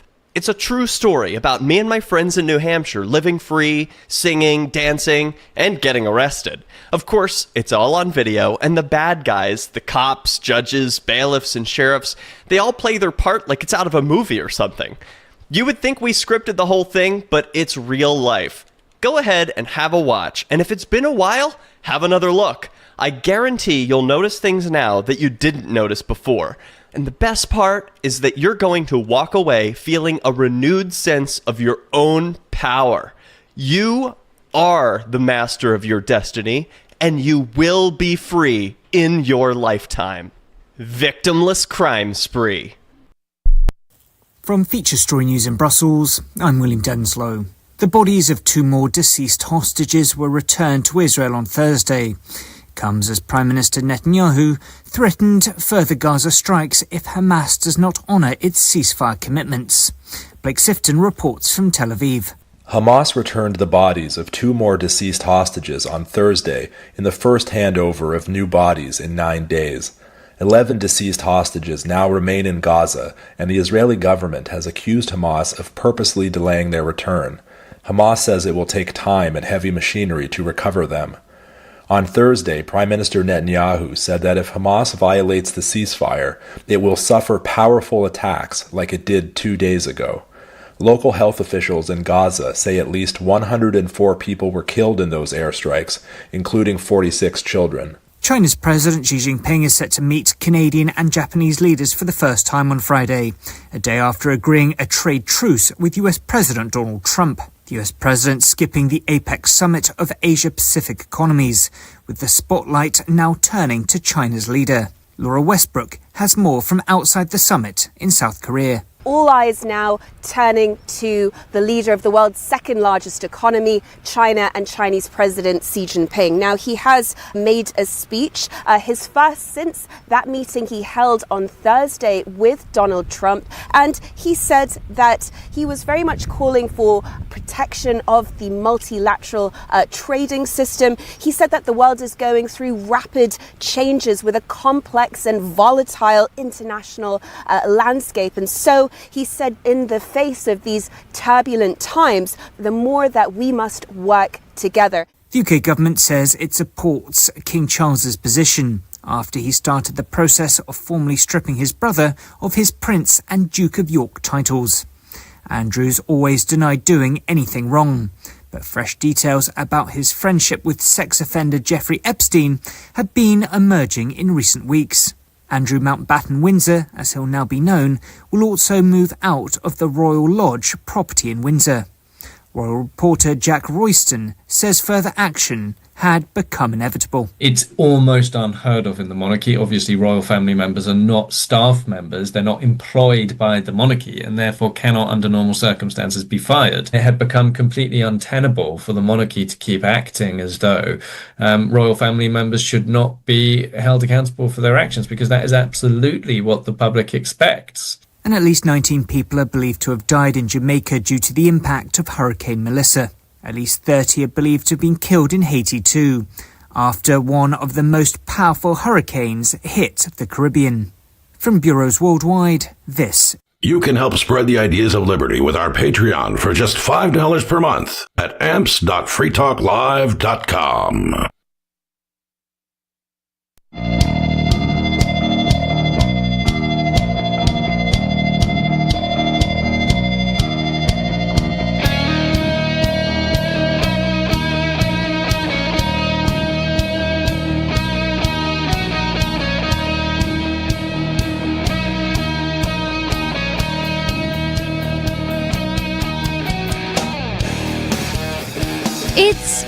Free Talk Live, talk radio that you control, and 603-283-6160 is the phone number. That's 603-283-6160. And with you on Free Talk Live, you've got me, Bonnie.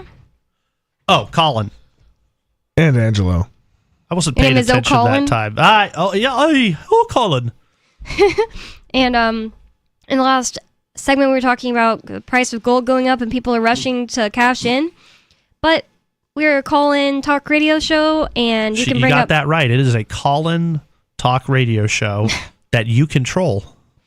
And you can bring up whatever's on your mind. So let's go to the calls. We have Paul in Arizona. Paul, you're on Free Talk Live. What's in your mind?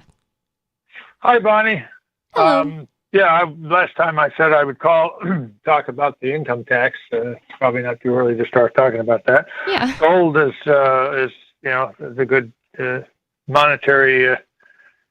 Honest money is a good thing, and honest government would be even better. It'd be nice if we had such. But the truth is the truth.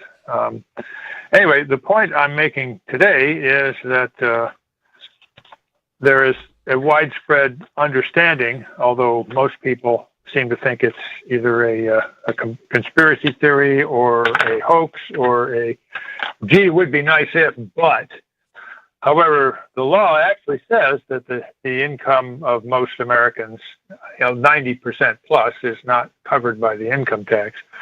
And there are a myriad of people who are not only making this claim, but are offering their own version of here's how you apply this information. Now, I think there's been a guy that's called in a few times, Payman Motahere. He has a service where people can avail themselves of that if you go through his program. There's also a gentleman by the name of Dave Champion who sells a book called Income Tax Shattering the Myths. I've been trying to get him to come on here. Nice. That's anyway. Dave Champion. He ran for sheriff of Nevada County, didn't he? Is that the same Dave Champion? So. He has a bunch of tattoos. I've watched a lot of his stuff for a long time, probably since like 2015. I remember when I first watched some of his videos before his campaign for sheriff. Yeah, he's a pretty good guy. I like his stuff. Well, he's still out there. In fact, his website is now Dr. Reality, drreality.news. And no, I'm not being paid to say this. I just think the guy's righteous, and I think this information is useful to your listeners. Yeah, I like Dave. Anyway, the deal is that one of the things that he talks about in his book is the fact that most people who challenge the income tax in court seem to get shot down in flames. And apparently, there are people who have pointed out the fact that, well, the reason for that is the fact that they're making an assumption about you that if you don't rebut, the judge will rule against you. And Dave nails it down even further by taking it down to a specific form that when you fill it out, or if you give the equivalent of the form for the vendor to fill out, whether it's an employer, whether it's somebody who owes you money, like a brokerage house, okay, they ask questions that the IRS wants them to ask you, which then creates the impression that you are a taxpayer. But the interesting thing about it is that I've never heard anybody but Dave actually talk about the specifics, okay? And the whole thing comes down to Form W-9, okay? And what the Form W-9 is, it's filled out. If you look it up, it says, yes, the person who fills out a W-9 is supposed to be a U.S. citizen, okay? Yeah. They're called a U.S. person, okay? But the thing that I've never heard anyone but Dave talk about is, what is a U.S. person? Okay, and the definition in the tax code is a U.S. person is someone who is a U.S. citizen who is collecting money from a payor on behalf of a foreign person. Okay, so when you fill out a W-9, you're basically telling the government that, yeah, I'm responsible for paying the tax on this money, but it's not really my money. it's someone else's money that I'm going to forward to them after I pay the tax. Well, the government doesn't care about this foreign person. They just care that you have put yourself in a position of making yourself liable. So when you go to court and you say, well, no, I don't owe the income tax, the judge says, yeah, we know you don't owe the income tax, but you filled out a form that says you owe the tax paid to this foreign person, and we want it. And so all the arguments that you make about, well, I'm not liable, my income is not, the judge, sees the W-9 and goes, well, you've already said that you're liable for the tax. So all of your arguments, fall on deaf ears. And that's where a lot of people who go to court on taxes, crash and burn, because they don't understand what's happening. And they walk away mumbling, going, well, the government doesn't obey their own laws. They're just a bunch of criminal judges covering up the system. And, there's probably more than a few criminal judges out there. But the fact is, if you don't rebut that W-9, and if you say, no, I'm not collecting this money, I'm not collecting on the behalf of some foreign person or some foreign organization, that's my money, and I'm keeping it. If you don't rebut the presumption that you're not, then they're going to assume you're everything that you said may very well be true, but I think an even stronger argument is, what is a U.S. person? Citizen. Yeah, U.S. citizen, exactly. And I mean, I know a number of people. There's, like you were saying, there's a bunch of people who are doing similar things regarding taxes and stuff like that. And the argument that I go with is that a U.S. citizen didn't exist prior to the 14th Amendment. We were just citizens of the states. And so Washington, D.C. created a U.S. citizen, and Washington, D.C. has exclusive rights that aren't bound by the Constitution. And they defined it as just someone who lives in Washington, D.C. Yeah, well, or anybody who defines themselves that way. So anytime you fill out a form and they say, are you a U.S. citizen? And everybody says yes, just kind of ignorantly well, I was born here. And it's like, well, no, you're not. You're, a citizen of Missouri or Kansas or New Hampshire or wherever. And that's Christopher Gronsky's method he teaches. He's not the only one. Yeah, There's I know, other people but I'm just saying. Yeah. But the way I've heard of it is from Christopher Gronsky, and he has the website destinationfreedom.org, right? No S's, right? Just destinationfreedom.org. Yes, yeah. And I'm not saying either one is right or wrong. I'm sure there's multiple different ways to skin this cat or whatever. Well, the Gronsky one, I think, or people who follow a similar thing, has a bit more power because, for years, you were even alluded to this, and you said, people think that the courts are just doing corrupt things, but really the people aren't following the rules or understanding the distinctions. I think that's true when it comes to all of these gun laws that the feds have been passing since, the 1930s. Well, Congress shall make no law. Well, it's not, Congress making a law for the people or for the states. It's Congress is just making its own internal rule for how the government should have it. And actually, Bear Arms has proved this. Bear Arms has his own tax stuff too, but he has proved stuff with the gun stuff in his own life because he's been taken to court over gun stuff and won because he proves that these laws aren't made about him. They're made about United States citizens, and people who work for the feds who he's not on. Anyway. Exactly. That's why all of that is technically constitutional. When they pass a rule saying, you can't have this kind of rifle. You're just I guess it applies to me. And then the cops are ignorant and they're going to put you in jail. Yeah. Well, and I mean, that's the thing. We've gotten so far away. I feel like people would have understood these arguments better maybe 100 years ago.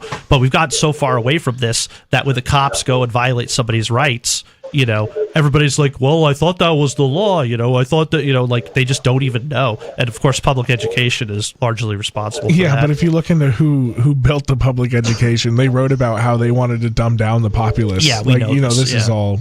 Yeah, this is all. Yeah, if you ask the random police officer questions about rights, I wouldn't put a lot of money they'd score very highly. But my point is that yes, your remarks about U.S. citizens are totally on point. But the problem is the way the IRS has it arranged.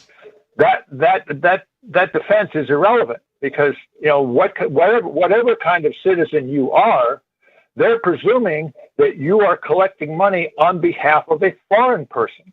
It's the foreign person who's taxable. So the fact that you say, well, no, I'm a state, what state citizen, however you choose to define it is irrelevant. They're looking. You're collecting on behalf of a foreign person. And unless you rebut that presumption, you're going to lose.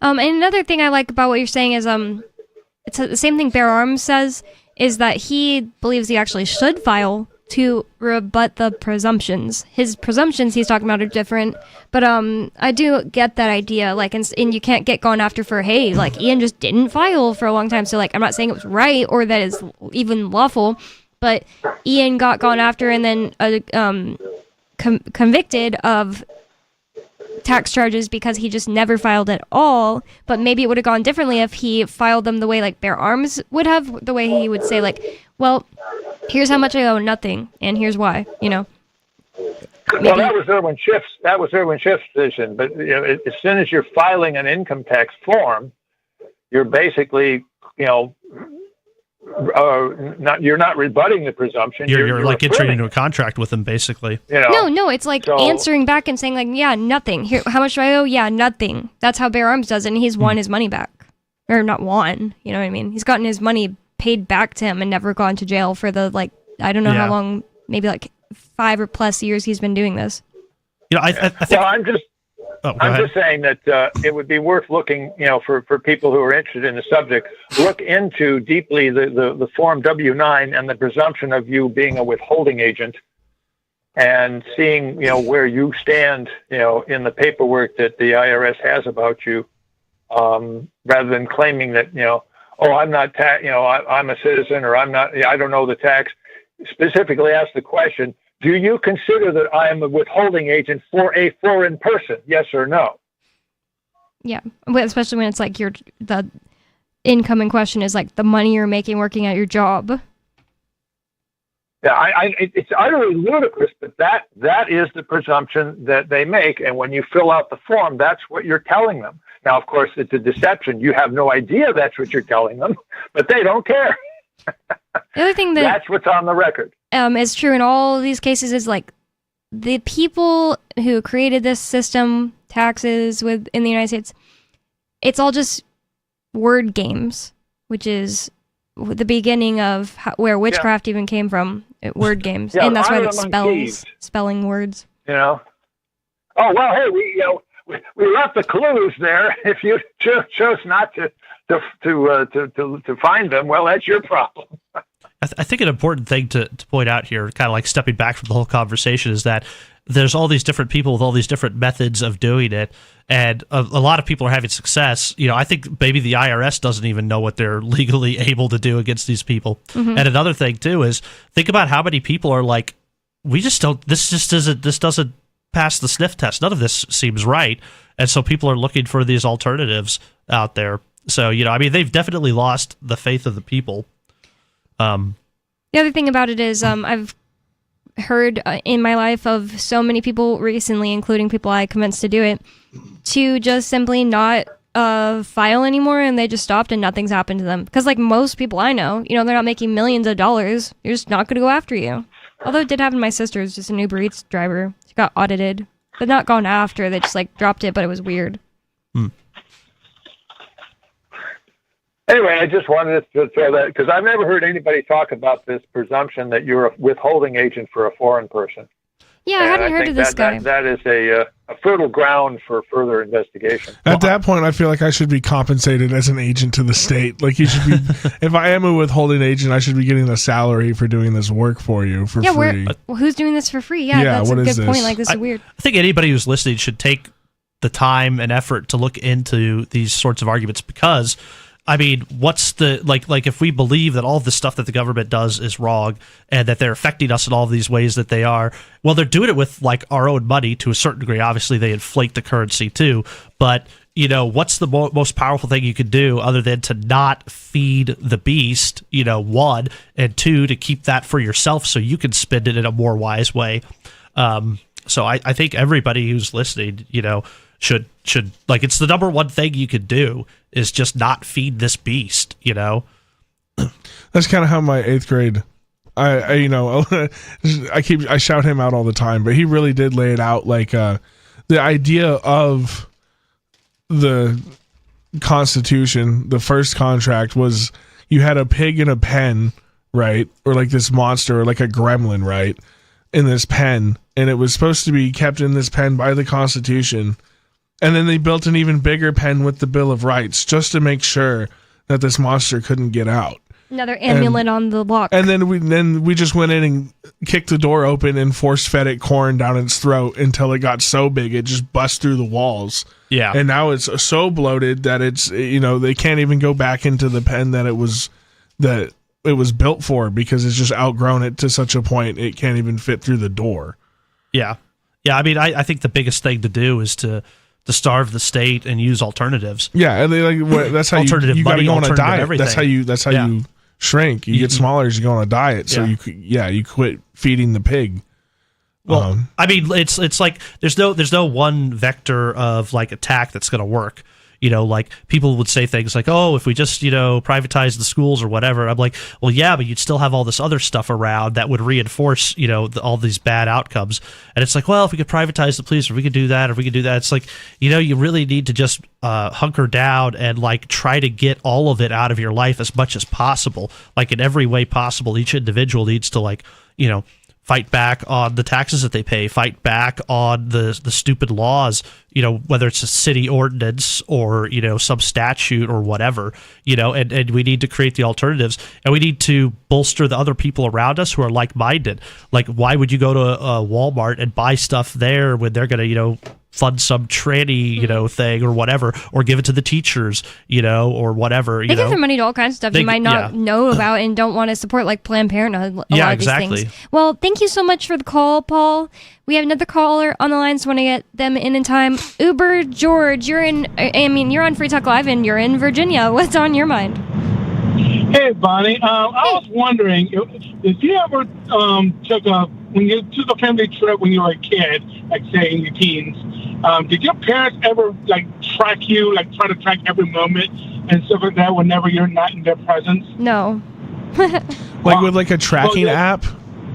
Yeah, because basically I just had a couple of college girls who got, one of them was arguing with her mom and so about where were you, all this stuff, and she was telling me about how they took a recent cruise to Alaska, a cruise, mind you, and then started tracking that on her phone while they were on a ship. That sounds like financial abuse, because it's like, if she's in college, she's a grown-up. Yeah. And sounds like they're saying, we'll give you this money, but you have to do everything we want, including let us track you.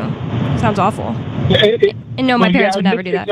It was her parents that were doing the tracking, and they were on a cruise ship.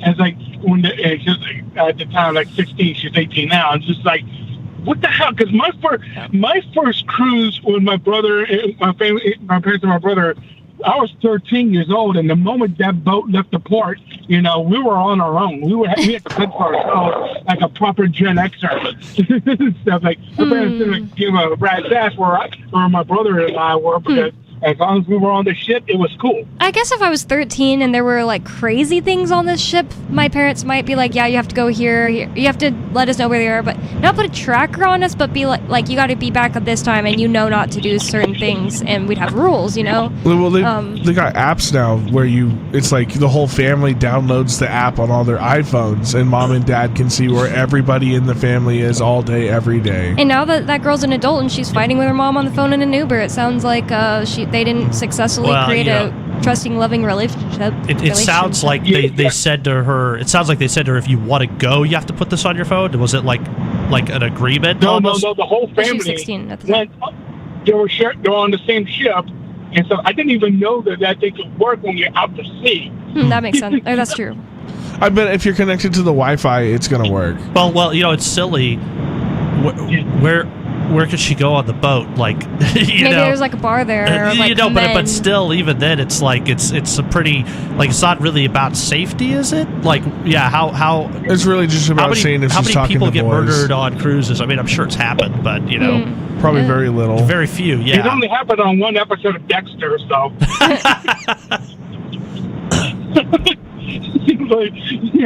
That's just the wildest thing, to make it put a tracking app on your daughter's phone while you're on a cruise ship and stuff. I mean, sure, some of these ships are enormous, especially compared to when I I was a kid. Some of them port. Like they'll stop in at several different ports along the way, and you'll go off. That would make. I would want to be able to track my 16-year-old daughter if they stopped off in Jamaica. Yeah, I would want to be able to see where her phone was. But it does seem a little helicopter parent if it's like just the nonstop all the time. Yeah, like a tracking device. That's crazy. Like some husband and wives do it too, where they track their every movement every day. And they're like, well, we trust each other. It's just about this. It's like, like why are you worried that she left work 15 minutes early, the bro? government does it with all of us all the time. And the other thing about it is maybe Gen Xers would have been that way if boomers' their boomer parents had access to this technology at that time. I don't know. Yeah. But honestly, I wouldn't be surprised if this girl's parents are Gen Xers. I mean, she's in her early 20s, like she's like 18 or something like that. So that means her parents got to be either elder millennials or Gen Xers themselves. And if they are Gen Xers themselves, man, I'm not ashamed to share a generation with them because that's embarrassing. Well, but that's what they like to do. It's the same thing with the boomers. I get to have all these crazy experiences. I get to do all this stuff, but the times just ain't what they used to be. So they pull the ladder up behind them then go, sorry, buddy, I get to do all these crazy things and you don't. But I'll tell you about the good old days. A lot of parents are terrified because of like true crime. Like you brought up Dexter. True crime and also TV shows about serial killers and all this stuff. I'm not saying it's an excuse. I'm just saying that's a weird fascination it's social people conditioning. have. It definitely. Like if you leave our crew's room, you're gonna get murdered by somebody in the hallway. Yeah. Well, did you have a good Halloween? And what'd you go as, Uber George? I went as the Purge. I mean, like, I think I said you had a pick of me in the Purge match yesterday with the Twitter. Yeah. But I just wanted to ask on there. The Purge with like the glowing face thing. I don't know if that's his name, the Purge. I don't know. Just a Purge mask. Yeah, I think it's from one of the sequels though, like Purge 2 or 3, right there. But yeah, speaking of Twitter, did you read that article I sent you about the cure for blindness thing? Oh, I started to, and I was thinking maybe it could affect Ricky from the Commonwealth because it was the type of blindness that people get as they get older and older. There's been some kind of a possible cure for some people that can help them gain back some of their blindness. Macular degeneration? It's a type of macular degeneration called like I forgot what it has to do with spatial recognition. Do you remember what I called it? Yeah, I don't know. I don't know. It's not like people who are born blind, but it's people who get more blind and blind as they get older. Yeah. But that is really cool. I hope that it can get funding and get people can get access to it over like trannies getting boob jobs and stuff like that, and they get federal funding for it, stuff like that. Oh yeah, what a time to be alive with that stuff. Well, thank you for the call, Uber George. Anything else for us? Just that there's a really interesting.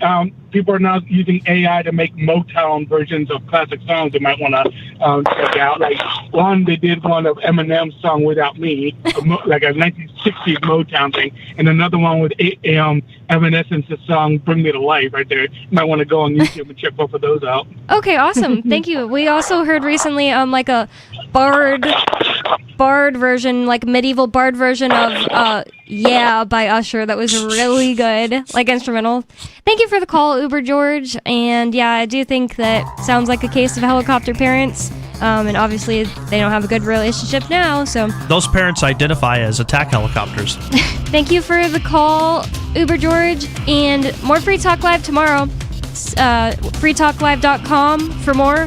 Thanks for listening. Peace.